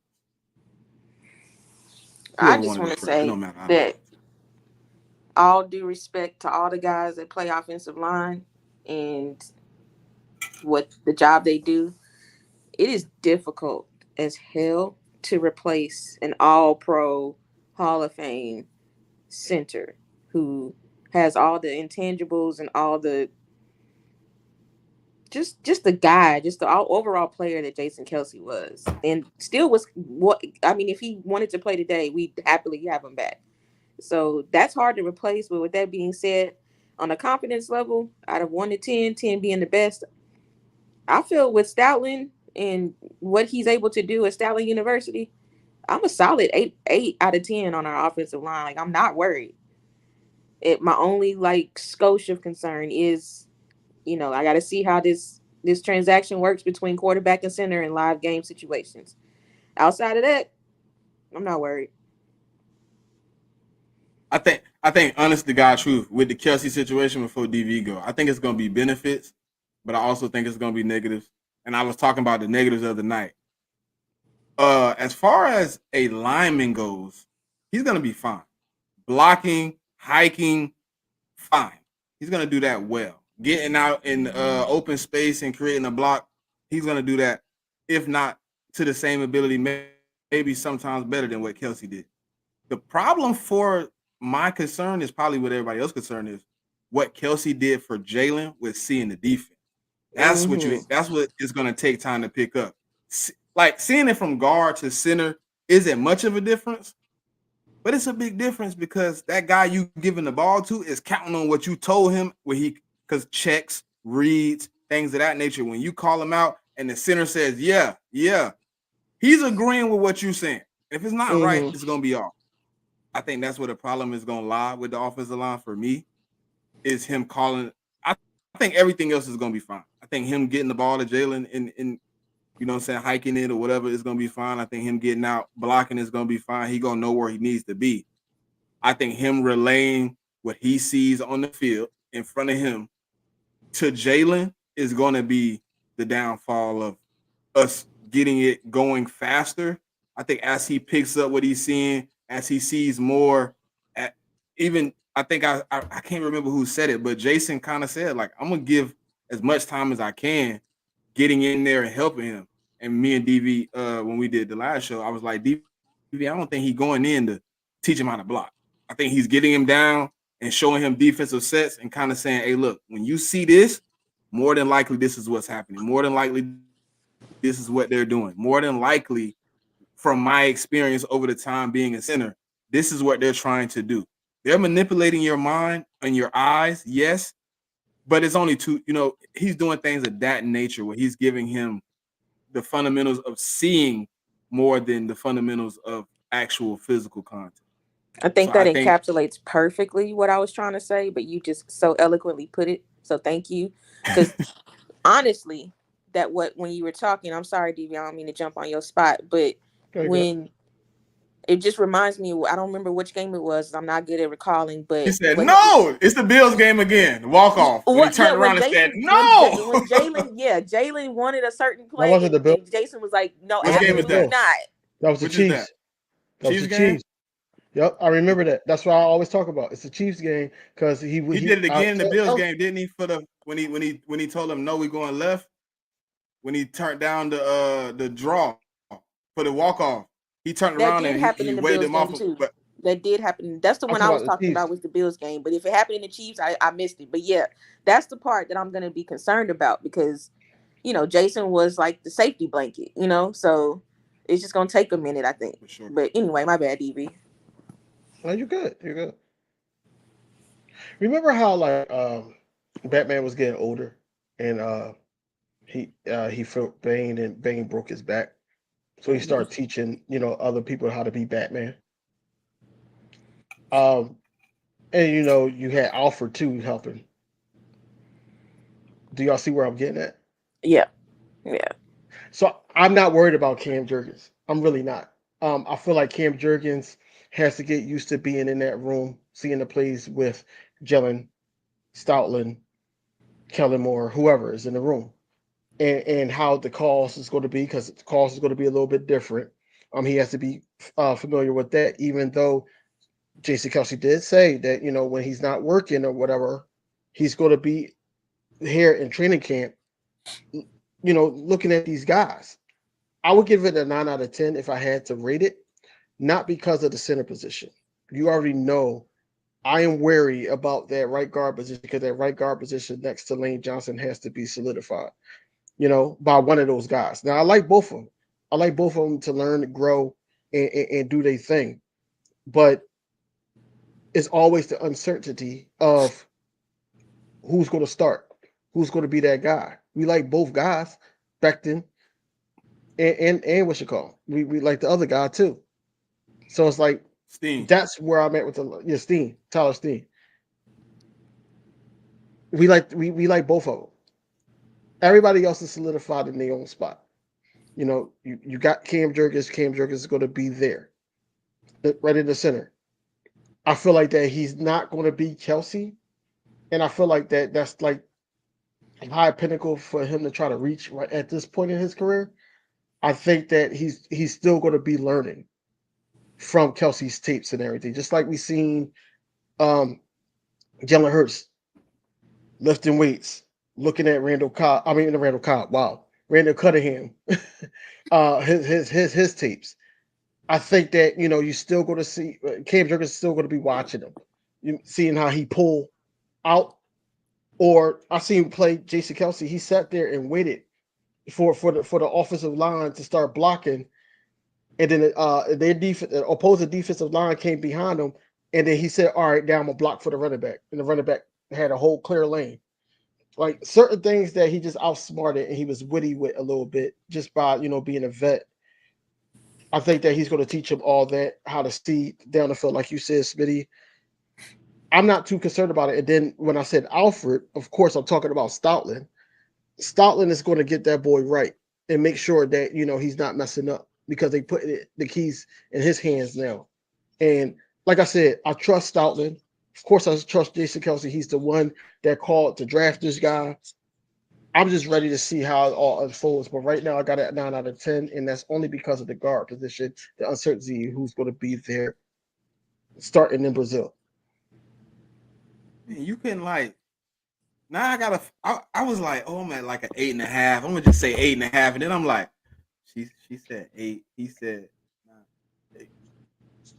Cause like that half is what I said about the seeing the field for Cam.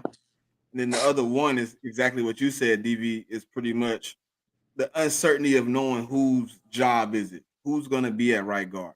Like it's not more say is the person at right guard going to perform. It's more like I got a different expectation for Tyler Steen than I do for Mekhi Becton.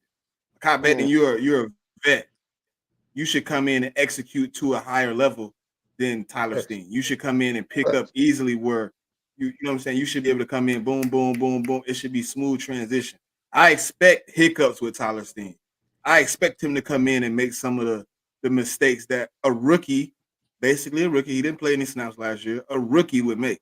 So I'm kind of like, that's why I got the 1 sitting out there, the 1.5. I'm not, I don't care if Tyler Steen play, right? Because if Jeff Stoutland put you on the field, I'm not arguing. Hey, look, because I've seen Jeff Stoutland also put some trash out on the field, and the next game you see somebody else in their spot. You're like, oh, you didn't work? I got somebody else that want to work, that want to do this, want to do it my way.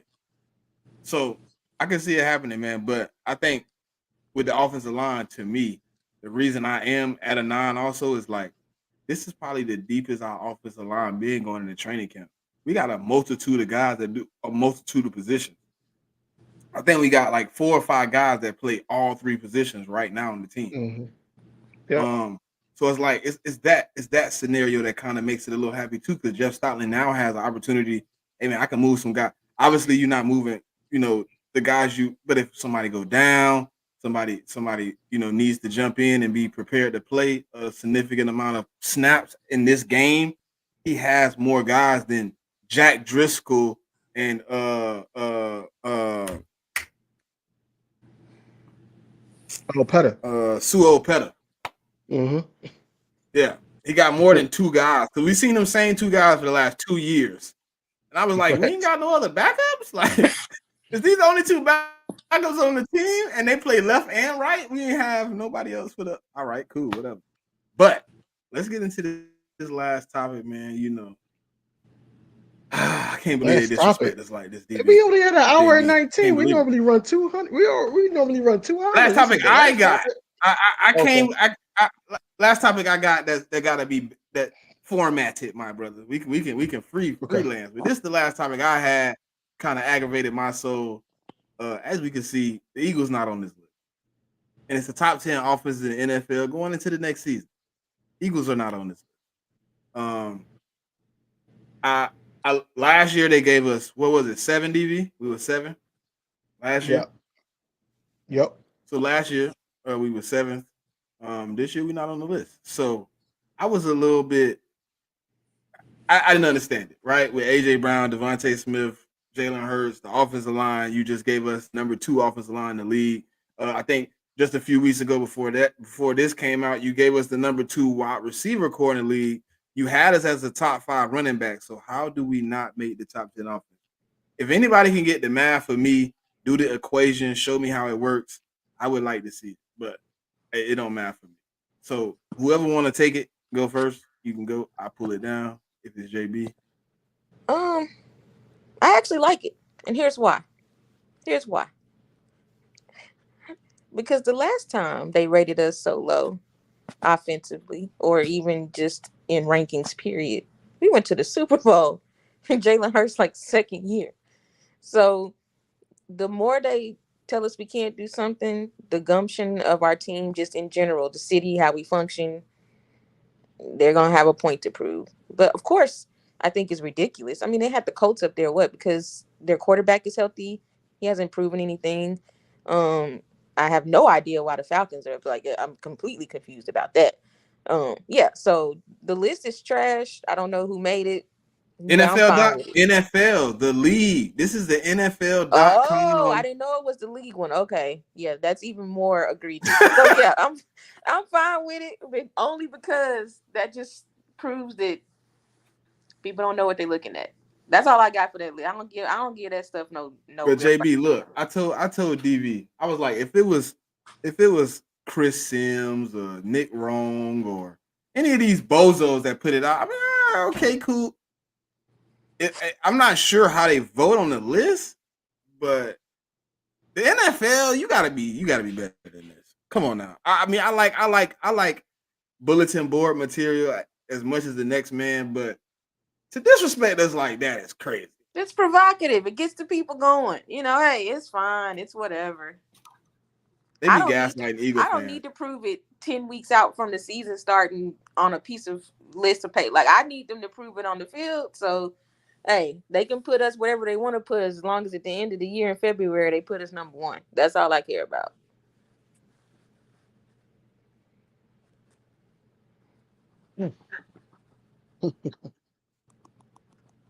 I said this on Sunday that we gonna see, right? I also said Sunday that we are the number 2 offense. Also said earlier that with just pure talent alone, we went 10-1 in the first 11 games of last season before the whole debacle. And that's not even knowing who's calling the plays. Them midway through the season, giving Jalen the keys to be able to make audibles and stuff like that at the line of scrimmage. We went 10-1.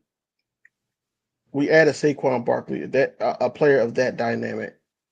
Yes, we lose Jason Kelsey, but even with the loss of Jason Kelsey, we still got Pro Bowlers on that line.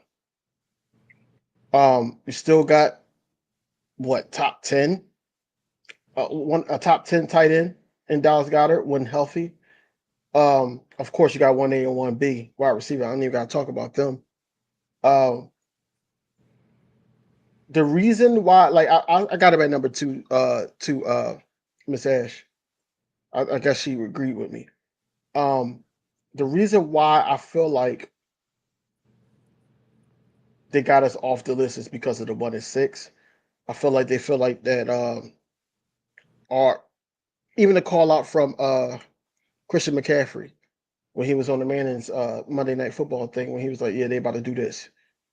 Yeah, they about to do this. So it's so predictable in the offense that they don't know what's going to happen when, how it could be like this. How Kellen Moore's offense it was with Dallas might be totally different here because you have a dynamic player in Jalen Hurts, because you have a better running back, because you have a good line. Even though Dallas had a good line back then, but you have a good line. You have a good offensive lineman coach.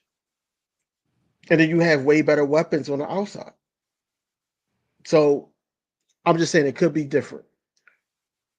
But for us not to be on this list over Anthony Richardson that's coming back, CJ Stroud, yes, he had a phenomenal season. I'm not taking nothing away from him. But do it again. Do it again. My guy been consistent year in and year out and got better, except for last season. Last season was just a whole shit show. But besides that, our offense been rocking. And for us not to be on this list is by the NFL. Show you how the NFL looks at the Philadelphia Eagles, and then we got to make them believers again. Just like JB said, we was off the list or we were low on the list, a whole bunch of lists. And then we ended up going to the Super Bowl. We ended up going further than what they expected. They start making excuses on why we were winning. Mm-hmm. Oh, if Brock Purdy didn't get hurt that game, no, who hurt him though? See what I'm saying? But listen, I understood going into 2022 why you had me out of the top 10. We didn't look all that great. We wasn't a great team going into 2022. I can see why you disrespect us a little bit. I can see it. We didn't know what AJ was going to do going into the season. You didn't know what you was going to get out of Jalen Hurts. You kind of knew what you was getting out of Devontae. You didn't know Miles Sanders was going to have 1,300 rushing yards. But going into this season, you can't tell me you don't know what the Eagles got. You got a Ferrari in the back, 2 Tesla trucks on the outside. I mean, Jesus, we got everything we need, and you say I'm not top 10?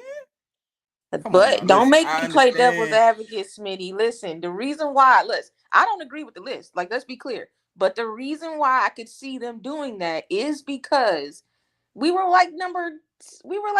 the bottom half of the league overall offense or rating last year. We had these. Hold on. Let me. I'm talking about not just offense or not just defense. I think we ended up what number did we end up rated last year? It was the bottom half. What? No, defensively we was bottom half, but offense we was like 7 or 8. I thought we were lower than that. But even if that's the case, all right, so forget the rankings. You might be right. So I'll just take that as you right. Mm-hmm. But even if that's the case, what we put out there that last 6 games, bro, with those weapons you're talking about outside of Saquon, we did not look great. So, I mean, they're probably saying, yeah, you all had all those weapons. Yeah, we was 8th. We was 8th. What was that? He was 8th. We were 8th. We was 8th. We was 8th. We was 8th with a bang up Jalen Hurts to his knee. Yeah. We was 8th with Swift just being contagious on these fumbles when we needed them at times. And Brian Johnson, Dallas Goedert was hurt. Everything was just riding on Smitty. Pause. But it was one of the only middle of the field passes that was thrown in that Tampa Bay Buccaneers playoff game was to Smitty, and he almost took it to the house. That's what I'm saying. The offense was very stagnant, and this was all just Nick Sirianni's doing. And this is why people were frustrated, because we knew they're not going to come out and just say it, but we knew what it was. It just everything just tumbled into a whole shit pile, and that's basically what it was. But yeah, we were still ranked number 8 because of the talent that we had in the first 11 games. But they're judging us on this list the last 7 games in the playoffs. So I get it, but at the same time, I don't, because we know what we got, and you got to factor in what the hell happened. If you sit up there and you add a Colts offense because a quarterback that got injured is back, and not Jalen Hurts 2 seasons ago renewed that took that team to the Super Bowl and had a performance like that. In other games last season, he had good games. I don't know if the league know what they watching. I think they just trying to stir up some shit too. I think that Philadelphia is the market for everybody, including the Philadelphia media, to sit up there and get a ticket off of. Oh, it's dead now and everything. Okay, let's talk about the Eagles, because we know their fan base is diehard, and we know they're going to sit up there and talk shit about it. And here we are. Doing exactly what they thought. Here we are. I mean, but it's probably plenty. Listen, we see it from the Eagles' perspective. Obviously, we Eagle fans, but it's probably other teams that's not on that list that's having the same conversation we have. Not with the same weapons we got. That's how I feel. Not with the same weapons we got, though. It ain't one team left off that list with the caliber of weapons we have. Yeah, look at the list again. Let me double check this. Please look at the put that list back. I'm trying to think of the teams that can argue.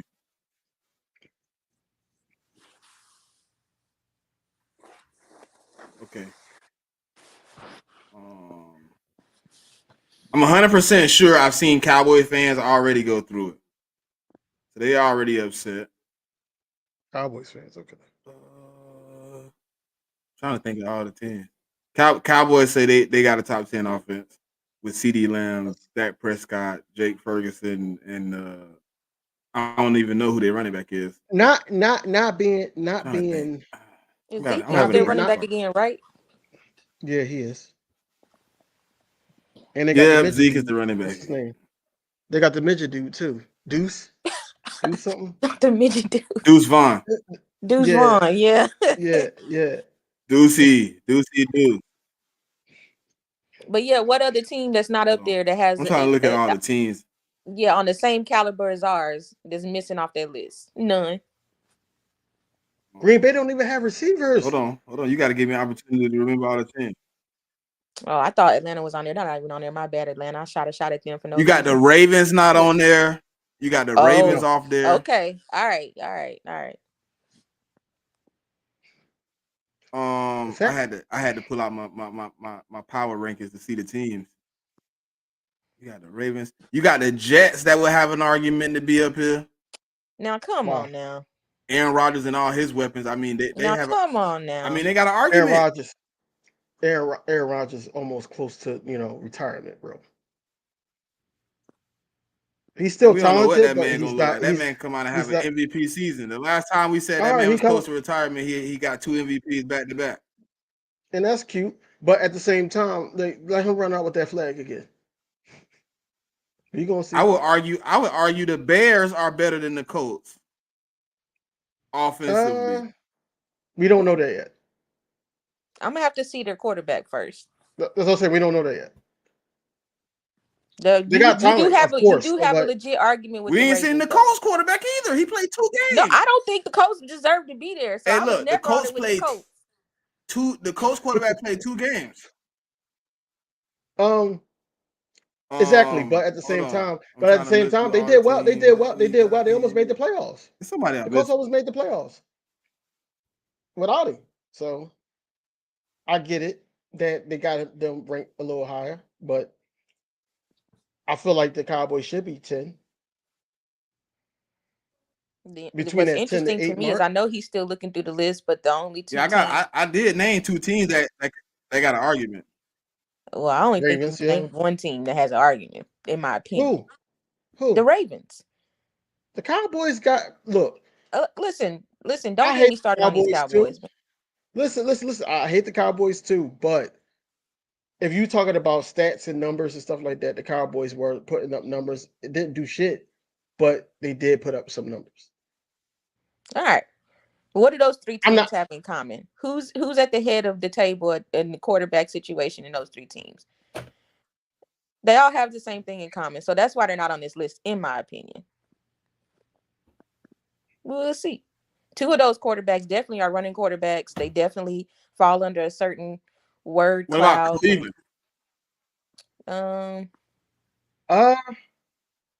You could put them up there because they got Chubb. I think they still got Nick Chubb. They got Amari Cooper. They got the tight end. What's the tight end name? I know you're talking about Njoku. Njoku, and they got another receiver. They got David Njoku. Yeah, but they got another receiver. They got an argument to be in the top 10. Yeah, but they got Jared Judy now, and they got Elijah Moore from the Jets. Yeah, that's the other one, Elijah Moore. That's the one I was talking about. They just got Judy. But then the quarterback, they got an argument up there to be up there. Watson, Flacco was. Yeah, you're right. making a smart play, so you don't know about the quarterback. But I'm in the same, but like how you say the quarterback situation, I'm in the same situation about the Colts. I'm in the same situation with Green Bay. I'm in the same situation with CJ Stroud. Like, yeah, two of them had two of them had good seasons this year, but the third one, he only played 2 games. Like, it's 3 teams up there that they quarterback don't got no type of resume really. Yeah. And then I can argue that the Bills probably shouldn't even be there. I think it's almost like you know that meme that be going around when it's the dude, he's walking with his girlfriend and then he see another girl that looks better and I think that's where we at with this list.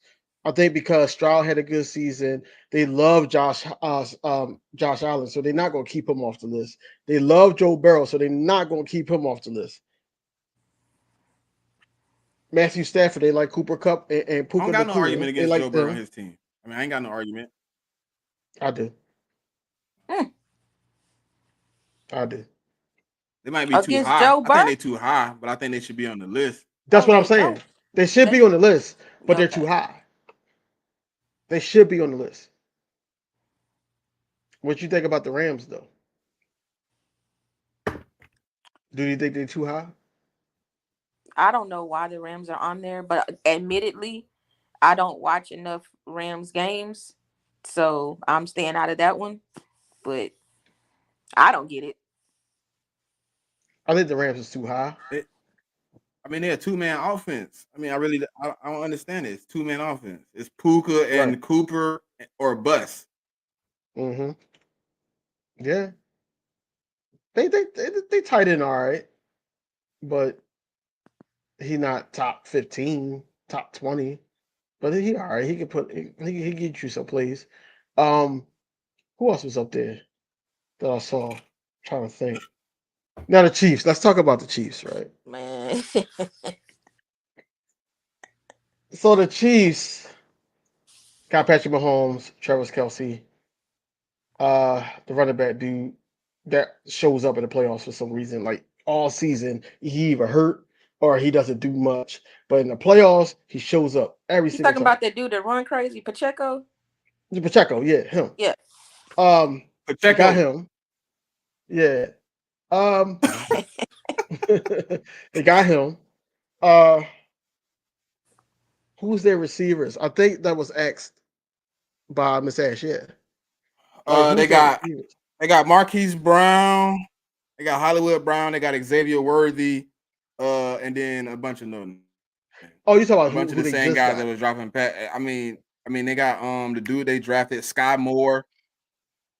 Yeah, none of the guys they had last year are still on the team. MVS is Rice gone. Suspended? Is Rice suspended? Kadarius Toney gone. Is Raheem Rice suspended? Rice, we don't know. Is he facing charges right now? The whole team facing charges. They like the Cowboys of the West. My God. Their whole team. They made a statement by cutting the one dude, releasing him. Now, you know they didn't want to do that. No, they didn't. They was like, no, they didn't want to do that. Like,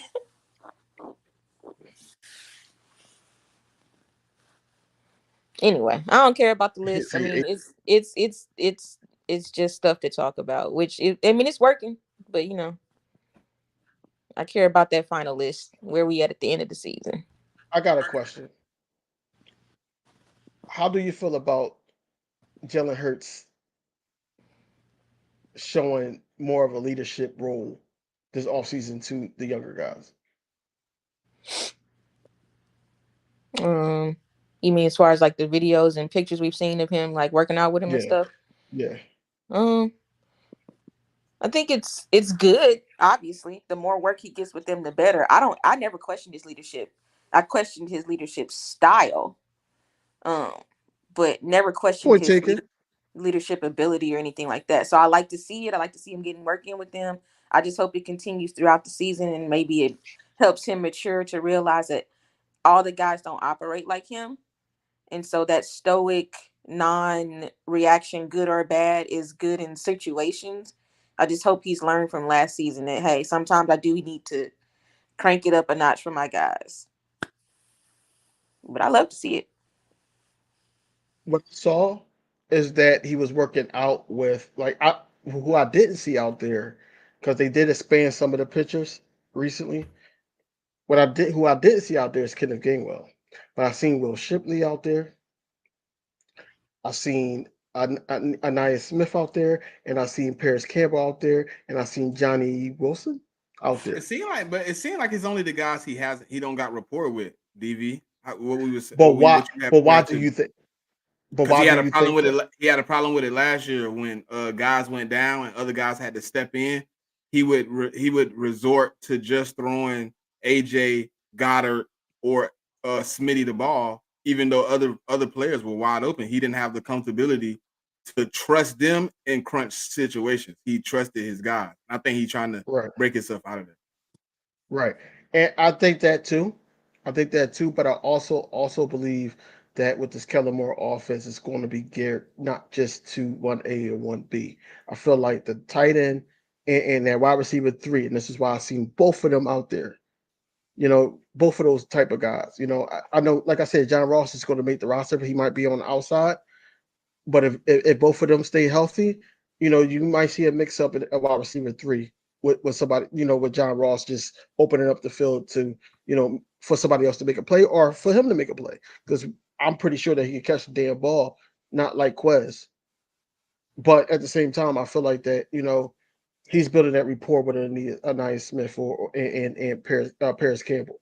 Because it was plenty of times in minicamp, the 2 day, where he was aiming for Paris Campbell. So I feel like that he needed to build that rapport more, and that this And kudos he to Jalen overshot Hurts him a for couple of times that too, up. didn't he? It was a couple of Yeah, those where he yeah, overthrew him or whatever. yeah, Mm-hmm. yeah. So that's what I'm saying. Like, with Jalen Hurts and his leadership skills, it's changing, but it's still baby steps.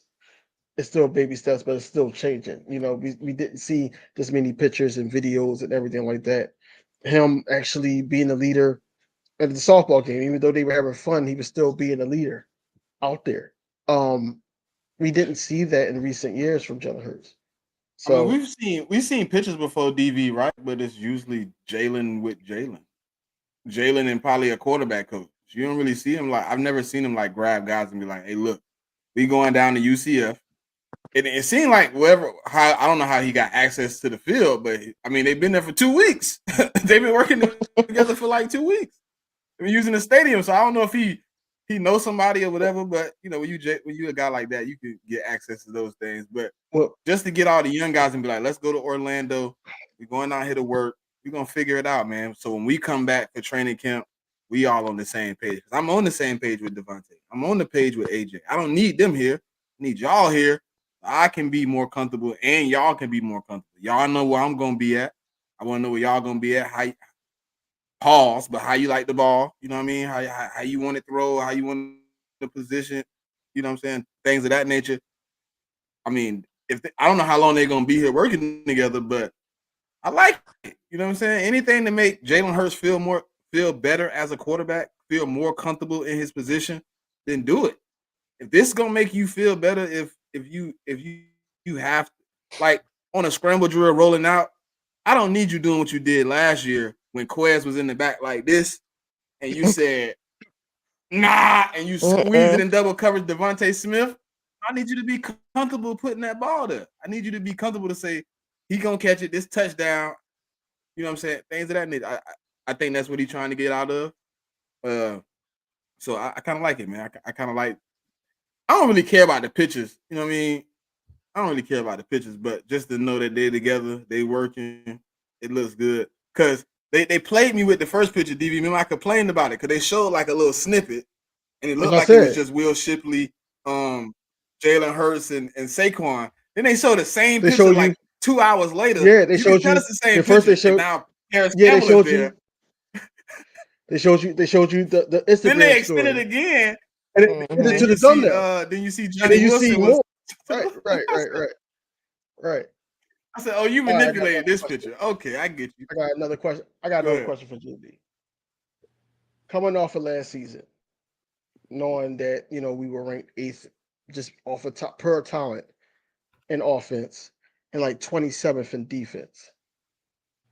which coordinator has more to prove this season? To us.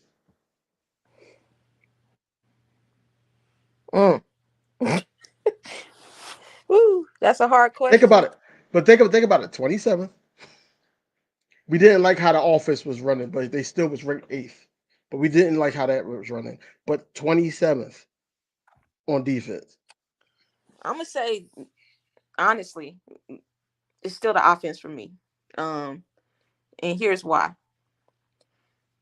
When you have what you have on offense and you still performed and went 10-1 off pure talent, like you've said several times, and then you put what we would consider a competent offensive coordinator in there, you're putting in a very focused and determined Jalen Hurts.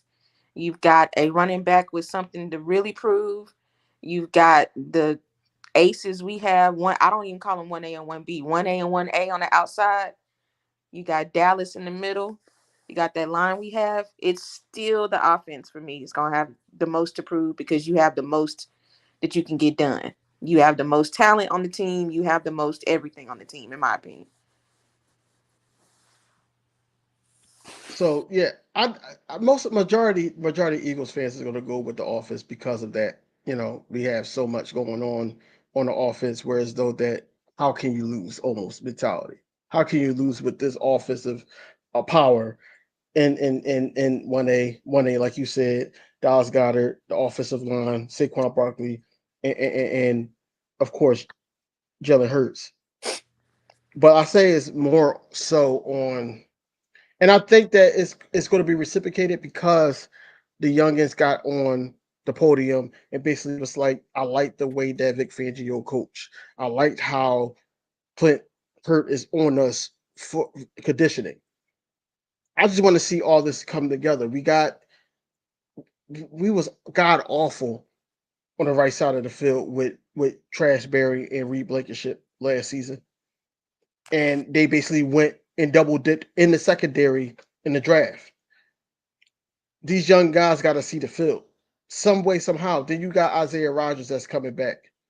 You know, Kelly Ringo is making some noise in the offseason, but, you know, wait until we put on those pads and see where he is. But right now, I got Isaiah Rodgers that needs to be CB2. In the slot, I got Quinyon Mitchell. The linebacker position is still iffy to me, except for probably Devin White that got something to prove. And I'm banking on that he got something to prove that he's going to ball out. But me and bro went back and forth before when we were trying to figure out what linebacker we were going to get before the offseason even came about. And we know that Devin White does better when he's next to someone else. You got Zach Bond. We're hearing high praise from him in the offseason. I just want to see it all come together on the field to the point where you got these guys in the right position. CJ Gardner Johnson, they said they're gonna have him talking a lot more. Feel like that he's going to be a captain this year.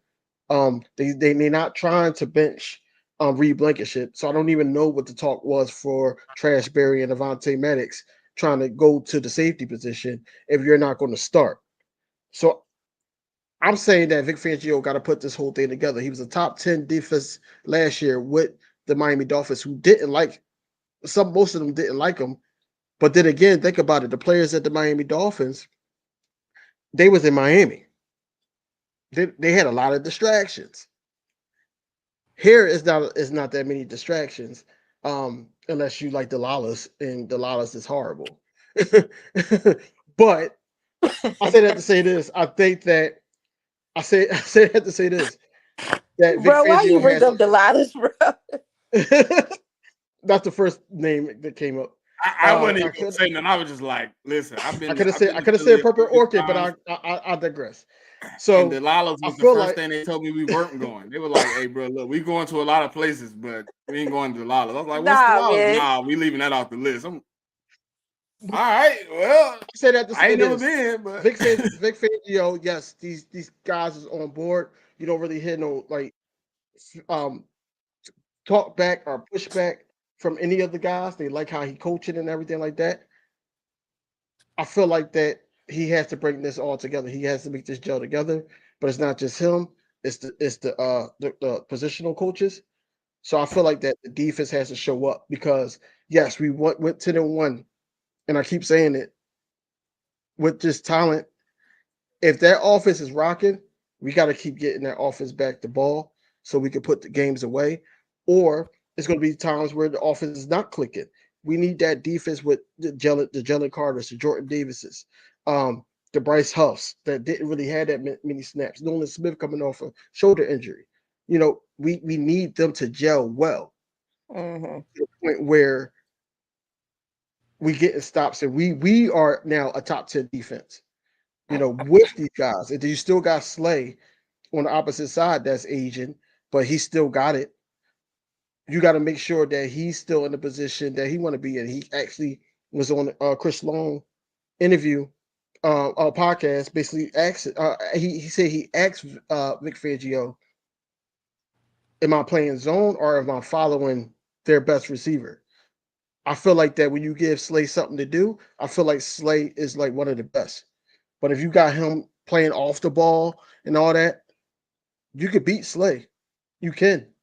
So I feel like Vic Fangio has a lot to prove. Whereas though that it's too many guys on the offense that knows what to do. That's going to help out Kellen Moore if he calls a bad play. I feel like Jellen can scramble out of it, or Saquon Barkley can make a play, or Devontae Smith could catch an unbelievable pass. Um, Anything like that.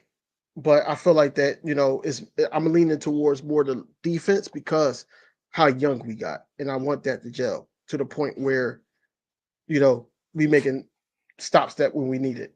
Go ahead, bro. I think it obviously got to be offense, right? Because I think right now, looking at what we have on offense, the expectations is top 5, top 10, top 7 at least minimum, right? Top 7, you got to be better than last year. So I'll say top 7. Defensively, we were like 30th in the past game. I think Vic Fangio bringing it to 15, nobody would say nothing. So I obviously put it on the offense because the expectations for the offense is here. Mm-hmm.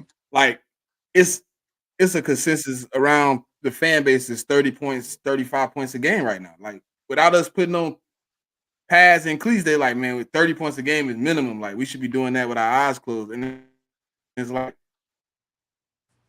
I feel like Fangio, with all the turnaround he has to produce in this defense this year, with guys leaving, guys probably being forced to leave, guys that were traded and left, guys that moved on, things of that nature. You gotta replace guys that didn't play well. They gotta go too. So it's like a lot of turnaround for Vic Fangio, and it's not a lot of turnaround for Kellen Moore. You're getting 90% of the same offense you had last year with a better running back,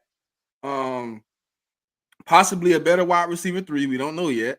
And a more mature Jalen Hurts. I mean, they're gonna expect you to get the job done on offense at a high level, week in, week out. If Fangio came out, let's say for instance the first game was like our Detroit game or our Patriot game where it was really close, and nobody would say anything about Fangio, right? Nobody. They'd be like, Fangio's first game. Let us come out that first game and the offense ain't hitting. Let that offense look stagnant. It don't look good. The complaints are going to be loud, very loud. You did that with AJ, Smitty, Saquon. You did that with all this offensive talent. You weren't able to. But so I honestly think it's the offense. Last year I was a little bit, different, but this year I think offensively it has to be good.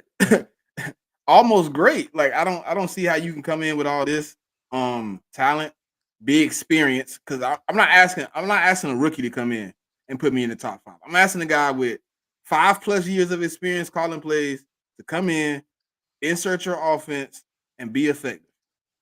I'm asking Fangio to come in and really just come in and, hey, can you turn these guys around? Because we're running his scheme. We've been running his scheme.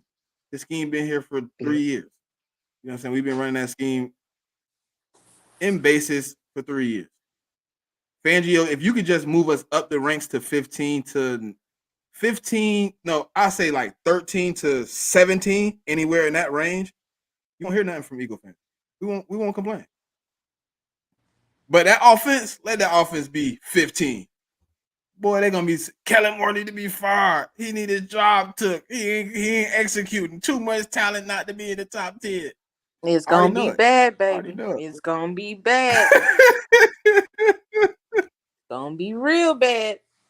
And they might throw some. We ain't threw batteries at somebody in a long time. They might throw some batteries at Kellen Moore, but not the batteries. You gonna be talking about Santa next? Please, God, let this Santa thing die. It was in 1932 or something. I don't know. Woo! And where's Josh Sweat? I just way want to ask back in the 60s, and they still. Because DV done named every defensive player we got. They just had. What was that? Say that again. Say it again, bro. No, I was just thinking. I ain't heard much about him either. I haven't heard much about Josh Sweat. He kind of be slipping my mind. I think that's a good thing because I feel like okay, JB, we had a discussion. Would you want Josh Sweat to start this year? Over. So look, it's either Josh Sweat and Bryce Huff starting, or Bryce Huff and Nolan Smith start. Ooh. Because BG not starting, he's just coming off the bench. Be careful with his name now. Be careful with his name, though. That's my guy. That's my guy. Yeah, That's my guy. That's my guy. I'll fight somebody over Brandon Lee Graham. I will do that. Listen. BG is my guy, but I know he's going to play that same role that he did the last couple years. Yeah. I think honestly, I still would prefer Josh. I think I would. That's my honest answer. But I need him to show up like he did the year before, if that's still in him. Do you think him taking the only reason I took Nolan? Go ahead. No, I'm just saying. I said the only reason I took Nolan is what Fangio gonna ask for. I don't know if Sweat can do that. You mean calling the play, calling the signals? What do you mean? Getting out in the flats and playing coverage. Oh, the coverage. Okay. Yeah. I actually think he can. Honestly, I think he can. You don't think so? His numbers are really bad. I'm trying to remember. His numbers are bad. Oh, well. His best play was against Dallas when Gardner Minshew was the quarterback 2 seasons ago. Yeah. You see how he was running? He was running like this. Like, what the hell? What? He was happy to score that touchdown. I don't know. I'm rooting for the guy. That's who I would pick if you just asking me today. But he might change tomorrow, so don't listen to me. I don't know. No, but I do think we need some vet out there, especially a vet for the Eagles, and Josh Sweat is that. Now that could be the rotational side at first, and then you can rotate the right. Because I remember Howie Roseman basically saying that he wanted to rotate 5 guys. So what I'm thinking is it would be Bryce Huff, Nolan Smith, Josh Sweat, and BG is the rotation, and then you have some Jillix Hunt in there somewhere in the mix. I was just curious about Zach Bond. Say that again. Probably Zach Bond too. Yeah. On passing downs, they should slide Graham inside. He's quick and strong. They move him where he needs to be. Honestly, DB, be careful, baby. Be real careful, because that's my guy. That's one of my favorite Eagles of all time. Listen. What are you talking about? No, I saw that look on your face when you did. You be careful. I will take a flight. Okay. Ain't no flights right now. It has a hurricane. Well, with a car, I'll get there. Train, plane, automobile, it don't matter, baby. Live directed to your door over Brandon Graham.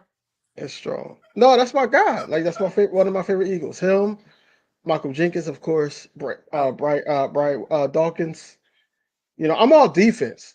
That's why I'm always talking about the defense. I'm not talking about the offense. I feel like the offense is cool. It's good. The defense is. I need that to get better. I need that to get better for my sake, because all my favorite players, besides probably Smitty, running back, probably Shady, you know, like that. Like all my favorite players is defense. Fair enough. But my favorite player of all time, on any team, anywhere, is Brandon Graham. So just be careful. Okay. Just be careful. Brandon Graham, your favorite Eagle all time? Eagle. She said player. She said player. Favorite player anywhere, yes. But favorite Eagle of all time, yes. Oh, favorite. Oh, no. I mean, Brandon Graham, one of my favorite. He probably like top 5 Eagle all time. He's not my favorite player. Talk to him. Smitty already know I'll come live. Talking to me all crazy. Listen, the jersey I got in that closet over there is my favorite player all time. Any sport you want to talk about. If you move out the way a little bit, I think he right there behind you, DV. If I'm not mistaken, he might be right there. Other way. Yeah, right there. There he is. There he is. Now that's my favorite player. Any sport, anytime. Is that Kobe? Yes, that's Kobe. Bean. Come on. Oh, you mean the guy who was on the team that had the 17 most championships? Because the Celtics have 18. I knew she was going to go. The Boston Celtics. Hey, DV. Baby. Hold on. Okay, we're not gonna get started. We're not gonna get started. I'm not gonna take y'all around the bush with my team, but you know the Boston Celtics did what needed to be done. So you can put God rest Kobe soul. Swear to God, I love Kobe. God rest him. But he ain't the Celtics. Holler at me when you figure it out. You know what I mean? He beat the Celtics, bro. Excuse me. I'm sorry. I couldn't hear you. Speak up. He beat the Celtics. Oh, he beat us, but he doesn't have. Man, he went and got that sorry ass purple and gold. Now, don't make me go get my jersey. Don't make me do it. Oh, you can hang it. Don't put that trash on top of that sacred Eagle sign. Don't do that. He an Eagle fan too. On top of that, he an Eagle on top of that. Let's go. Yeah, and Smitty's a what? She talking about them championships, man. Yeah, she talking about them championships, man. Smitty know what's up. Huh? He's talking about Smitty. Smitty's a Celtics fan, so she throwing that at you. When he, hey, look, hey, hold on, hey, look, hey, DV, hey, Kobe got a ring off them Celtics, don't he? Oh, we got a ring. Oh, don't worry, we got a ring off them too. Don't worry. 08 happened, baby. 08 happened. Anything is possible. You heard it. Yeah, but it did. But see, y'all, but y'all had to get the Justice League. Go get 2. Y'all got the Justice League. Excuse me 1 second. I got the whole Justice League. No. Excuse me 1 second, guys. I just need to ask DV one serious question. Just one serious question. I'm not even going to address the guy with the dead man's jersey on the Eagles thing. We're going to let you have that, player. I'm going to ask the guy who. I'm going to ask the guy who roots for a guy who has literal respect, bro. How you want that respect for BG? No. Who literally DV, is it your team the team that y'all got the guy who has paper plates for knees? Like y'all can't stay healthy. Y'all can't stay healthy to save his life. He break his back walking down the street. You need to stay out of this conversation. Who got carried in that finals? I don't care who we got carried to. We got carried to banner number 18. No. I ain't say we. Who got carried in that finals? JT, did you look at his assist? Did you look at his assist numbers? Did you look at his overall numbers? That dude not known for that. Come on. Hey, Jalen Brown. No, I got it. Jalen Brown was the best player. What did Joel do in the finals? What did Joel do in the finals? Okay, he ain't got there yet. He can't even get carried. You can't even carry his 7-2 ass up to the finals. You can't even do that. So Kendrick beat Drake. Team Brown skin. Kendrick beat Drake too. I just had to mess with him real quick because he went all on me since the Celtics won. No. It was good. It was good shit. Like Dallas just wasn't ready. Dallas was not ready. I say that. Dallas wasn't ready. Now, if you ask me about this upcoming season, I told you, DB, I had it in the closet. I ain't never pulled it out though. You know, she made it. Just You need to because put it back JB too, brought, baby. JB Let brought, the JB brought the dust bad out out of me, man. I ain't never pulled that out. just because we got Paul George Nah, does he ain't not dusty. mean that Nah. just does not mean that we are ready. You are not. I'm saying that on here. Because you all don't have nobody that can guard our wing. We got 5 dudes on the floor that can shoot at any time. At any time, they can go off. Okay. I'm not Y'all saying got we Paul do. George and his knees and his ankle. I'm sitting here agreeing with you, and you want to debate. This is what No, you I'm want not to trying to debate at all. I'm just trying to make sure that it's buried, but I want it to be 6 feet under, baby. Y'all ain't ready for us. Stay over there. Hey, DV. You stay out of the real DV. conversation with the Hey, real DV. with the Both real of my chip favorite hitters. players got rings against her. You heard me? Both of my favorite basketball players got rings against her. Who are you two? Kobe and who? Mr. 30, man. Mr. 30. Mr. 30. Steph. He's number 2 on the list. That one still hurts, Smitty. Smitty, that one still hurts. He got another one. You know, that one still stings a little bit. When Steph did the night on our court, bro, I ain't never wanted to kill somebody so much in my life, bro. Bro, that hurt my heart. You hear me? That hurt my heart. But we back now, baby. We world champs. I just wanted to say that for DB. That's all. I just wanted to mess with him. It's cool. It's cool.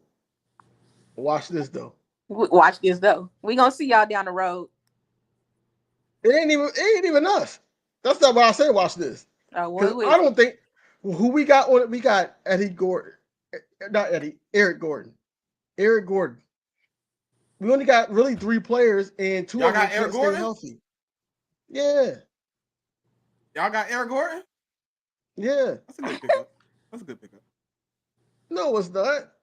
That's a good No, it's not. We going against, that's a good role player. Bro. Hey, look, we he like the 10th man. He like 10th in the rotation. Bro, we going against the Bucks, we going against the Celtics, and we going against New York Knicks. Those now that's what I'm scared of, for real. If you want me to be honest, them Knicks, they coming for us. Listen, we got Drummond too. Your best bet though, DB, I ain't gonna lie. Your best bet as a Sixer, you gotta have a healthy team, bro. Your team ain't healthy. You gonna get the same treatment you got the last playoff run in recent history. Had, second round exit. In recent history, it's always been shown that Joel Embiid around playoff time gets hurt. So it's just the fact is y'all are the 76ers are the Cowboys of the NBA. That's what it is. And I agree with that. The dude, what's his name? Scooter Magruder. The dude that he's a Cowboys fan and he be doing all the little skits or whatever. He did the Sixers and said, "Yo, we are the Cowboys of the NBA." And I commented like, that's facts. We did get Kelly Oubre, but it's Kelly Oubre. Like that doesn't move the needle for me. We had him last year. It doesn't move the needle for me. When the Indiana Pacers team went to the Eastern Conference Finals, they did something that we couldn't even do. Y'all will be there next year if you can get past whoever. If we stay healthy, yeah. If we stay healthy, Joel, he averaged 30-something points. Like there's nothing we can do. There's nothing Al could do with him on our team. There's nothing that Xavier Tillman can do with him. There's nothing anybody on our team can do with Joel Embiid. Nobody. So if he stays healthy. And one shot in the corner on the fade, y'all were 1 game away. So you know what I mean? Like I don't know. I used to have Sixers stuff back here. As soon as I was like, "Yo, man, I'm tired of it," I took it all down. I said, "I'm just gonna be an Eagles podcaster from now on."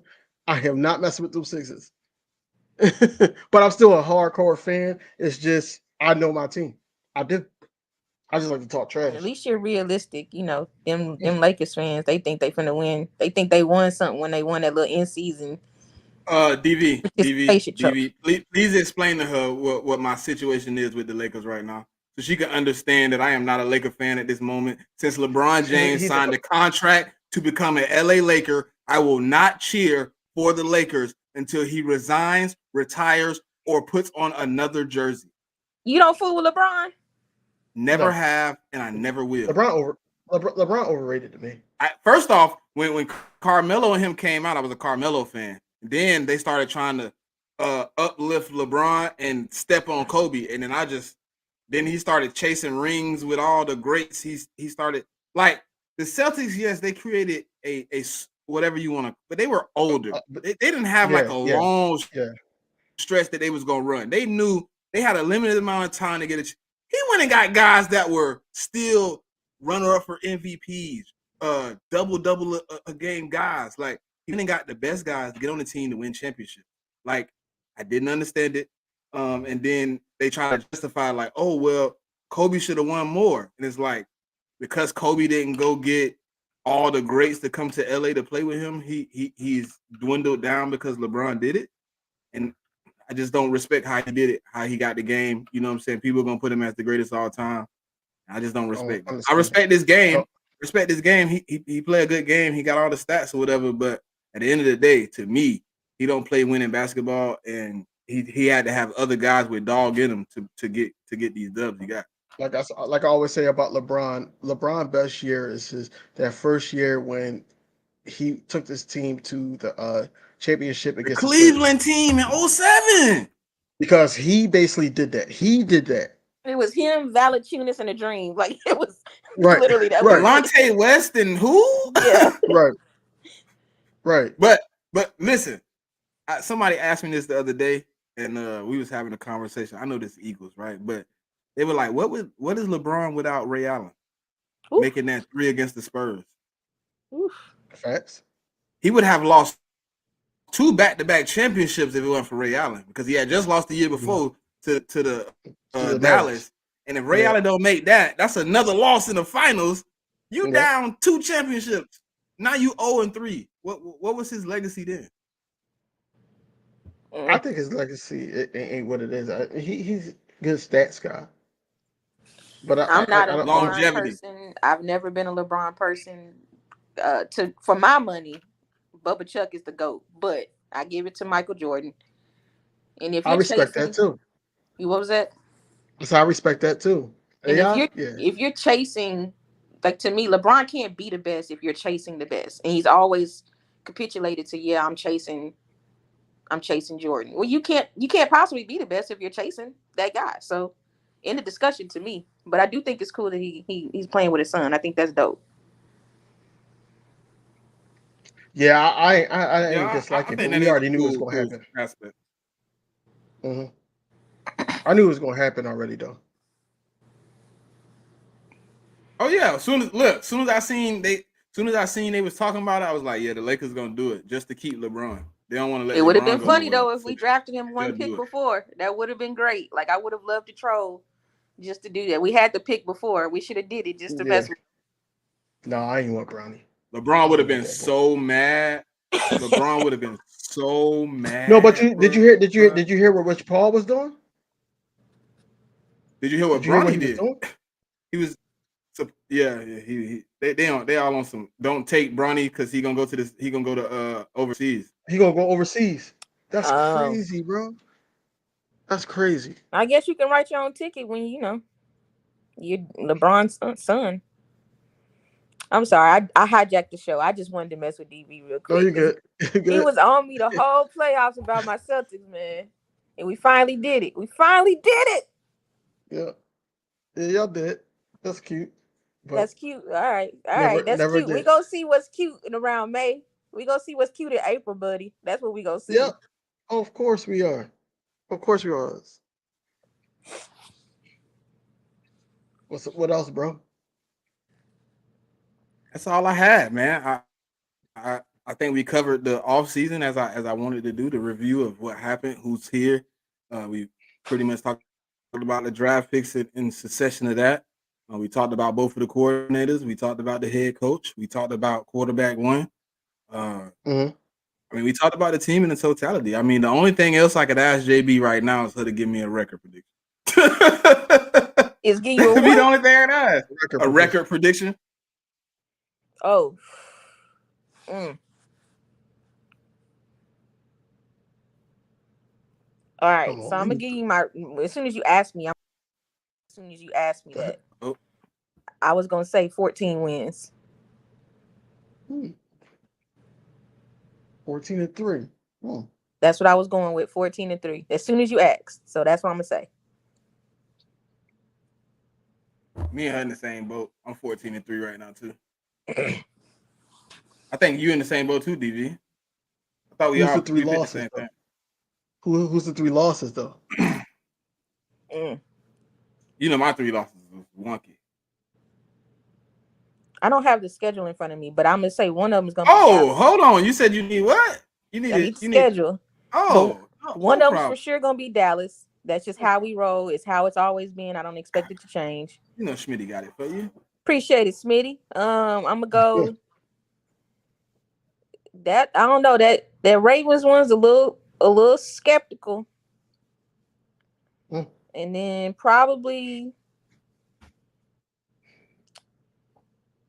yeah, I'm gonna go. Okay, I'm gonna go. That's what I'm gonna do. I'm gonna go Ravens, one of the Cowboys, and one of the New York. The last one. Yep. I took what we took, bro? Rams, Ravens. No, I took Rams. You said no to Rams. No, I think we're gonna beat the Rams, bro. I always know it's a wonky game in there. I just know us, bro. Every year we do it. It's like a game we supposed to go in, slaughterhouse the team.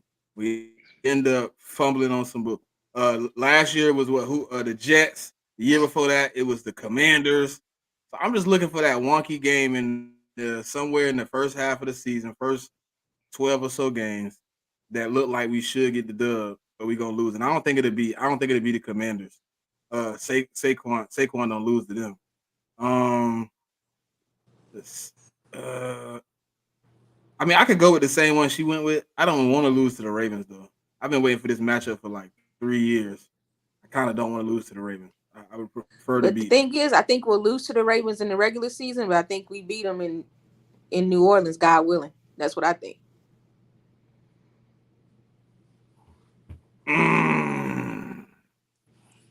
I wouldn't mind that. I prefer to beat them twice. I mean, yeah, of course. Hold on, we play. That mean we play. That'll be the first time we played a team 3 times in a season. That wasn't in our division. So we played the Giants. We would play because we would play them preseason, turn around and play them in week 13, and then we would turn around and play them in the Super Bowl. That'd be crazy. But that's how the color scheme of the Super Bowl is purple and green. So we shall. I would love to be there. Listen. I'm gonna guarantee this. If we go to the Super Bowl, I'm on the first thing smoking in New Orleans, and then I'm on the second. We gonna be there. You hear me? All of us. And I'm on the second thing smoking the Philly after the dub. I mean, I'm calling my job, man. I need another week off. You just had a week off. Listen, I told you we won Brandon the Super Bowl. Graham's last rodeo, and he gonna be so. Listen, he gonna be so lit on Broad Street. He gonna be emotional. He gonna be emotional, man. Bruh. I'm gonna be emotional. I'm gonna cry. Kelsey gonna come back with the Mummer suit. He damn sure is. Hey, I wouldn't be surprised. Listen. I wouldn't be surprised like the day before the Super Bowl they signed him to some type of like coaching staff hire just so Kelsey could get the ring. I need it. Because they should have got him one last year. But if we get BG a walk-off ring, I won't ever ask the Eagles to do nothing else for me ever again. I promise I won't. Hey, Jack said he fell asleep and thought it was tomorrow morning. Right. I hate that for real too, bro. I hate that, bro. Right. You wake up like, man, am I late for work? Nah, it's 8:00. Oh man, it was looking a little. William, you said the Browns? I don't think we're gonna lose to the Browns. I think that's gonna be a close game though. But I don't think we lose to them. Hey, hold on. Listen, we can. Hey, whoa, listen. My first game in the link cannot be an L. Whoa, brother. Right. Hey, I'm paying a lot of money. I think it's gonna be hard pressed for a team to beat us at home. It just really is gonna be difficult. I don't know if any team we play. If you put the schedule back up real quick, I don't know any team we play that really has a realistic chance to beat us. Like we might give it away, but beat us outright. Falcons, no. Browns, no. Jaguars, no. No. Commanders, no. The Bruh, Panthers, it's only, hell no. technically speaking, we only got one game at home where we like 50-50. And that's the Cowboys. Mm-hmm. Oh hell no! I'm not losing that game at home. We saying that's 50-50 though. You come on now. You gotta be, don't be a homer today now, DV.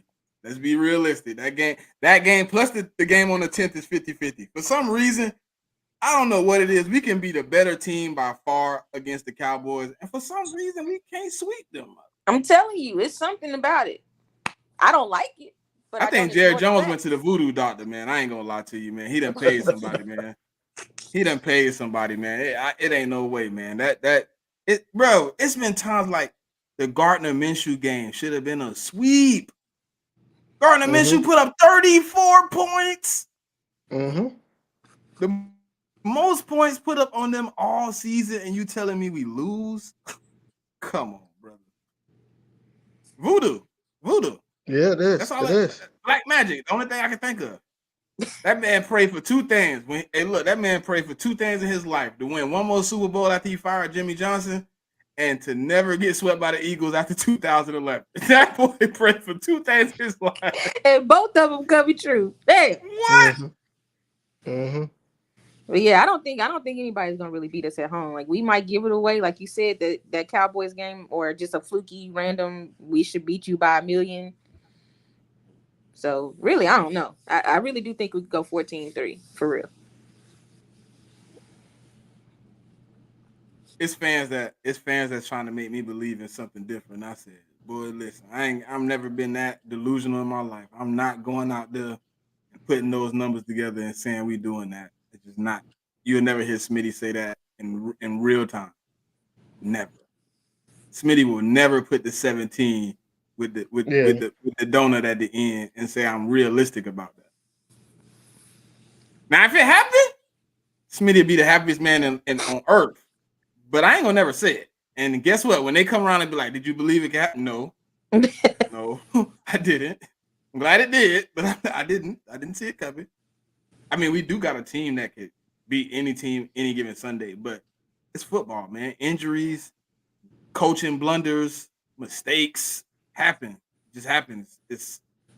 We've seen. Listen, I know y'all watch football a long time. Y'all remember when the Patriots was really like dominant, but the Dolphins was really, really bad?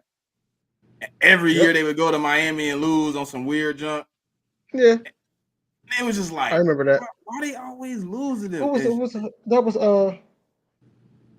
Who was the quarterback then? First, it was Tannehill, and then it was Tannehill. His buddy that played for the Chiefs last year. You said last year? Yeah, he was the backup. Chad Henne. Chad Henne.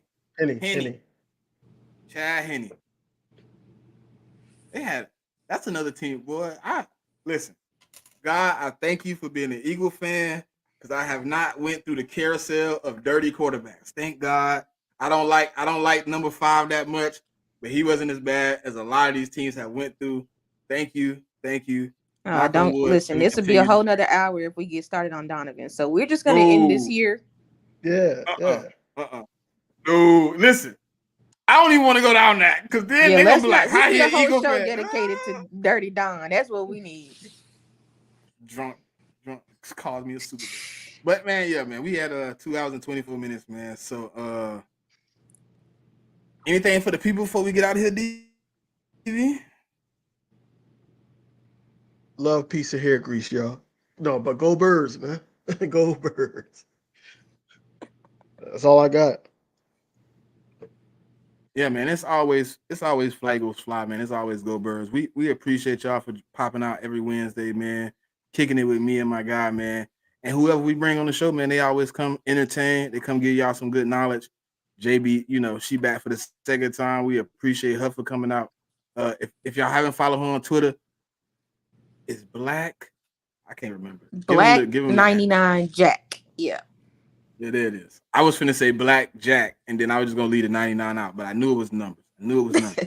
But hey, man, if y'all haven't followed her, she's sometimes an angry Twitter member, but she'll make you laugh. So You should probably follow her, get some These laughs. are definitely You know what I mean? slanderous words coming out of a horrible Lakers fan's mouth, so don't listen to that. I'm a wholesome, nice I'm person. currently on pause, so you can't use the Laker against me. I'm currently on pause. You just went and pulled out that crusty jersey. You are not on pause. You are on. But it's you see who own that jersey?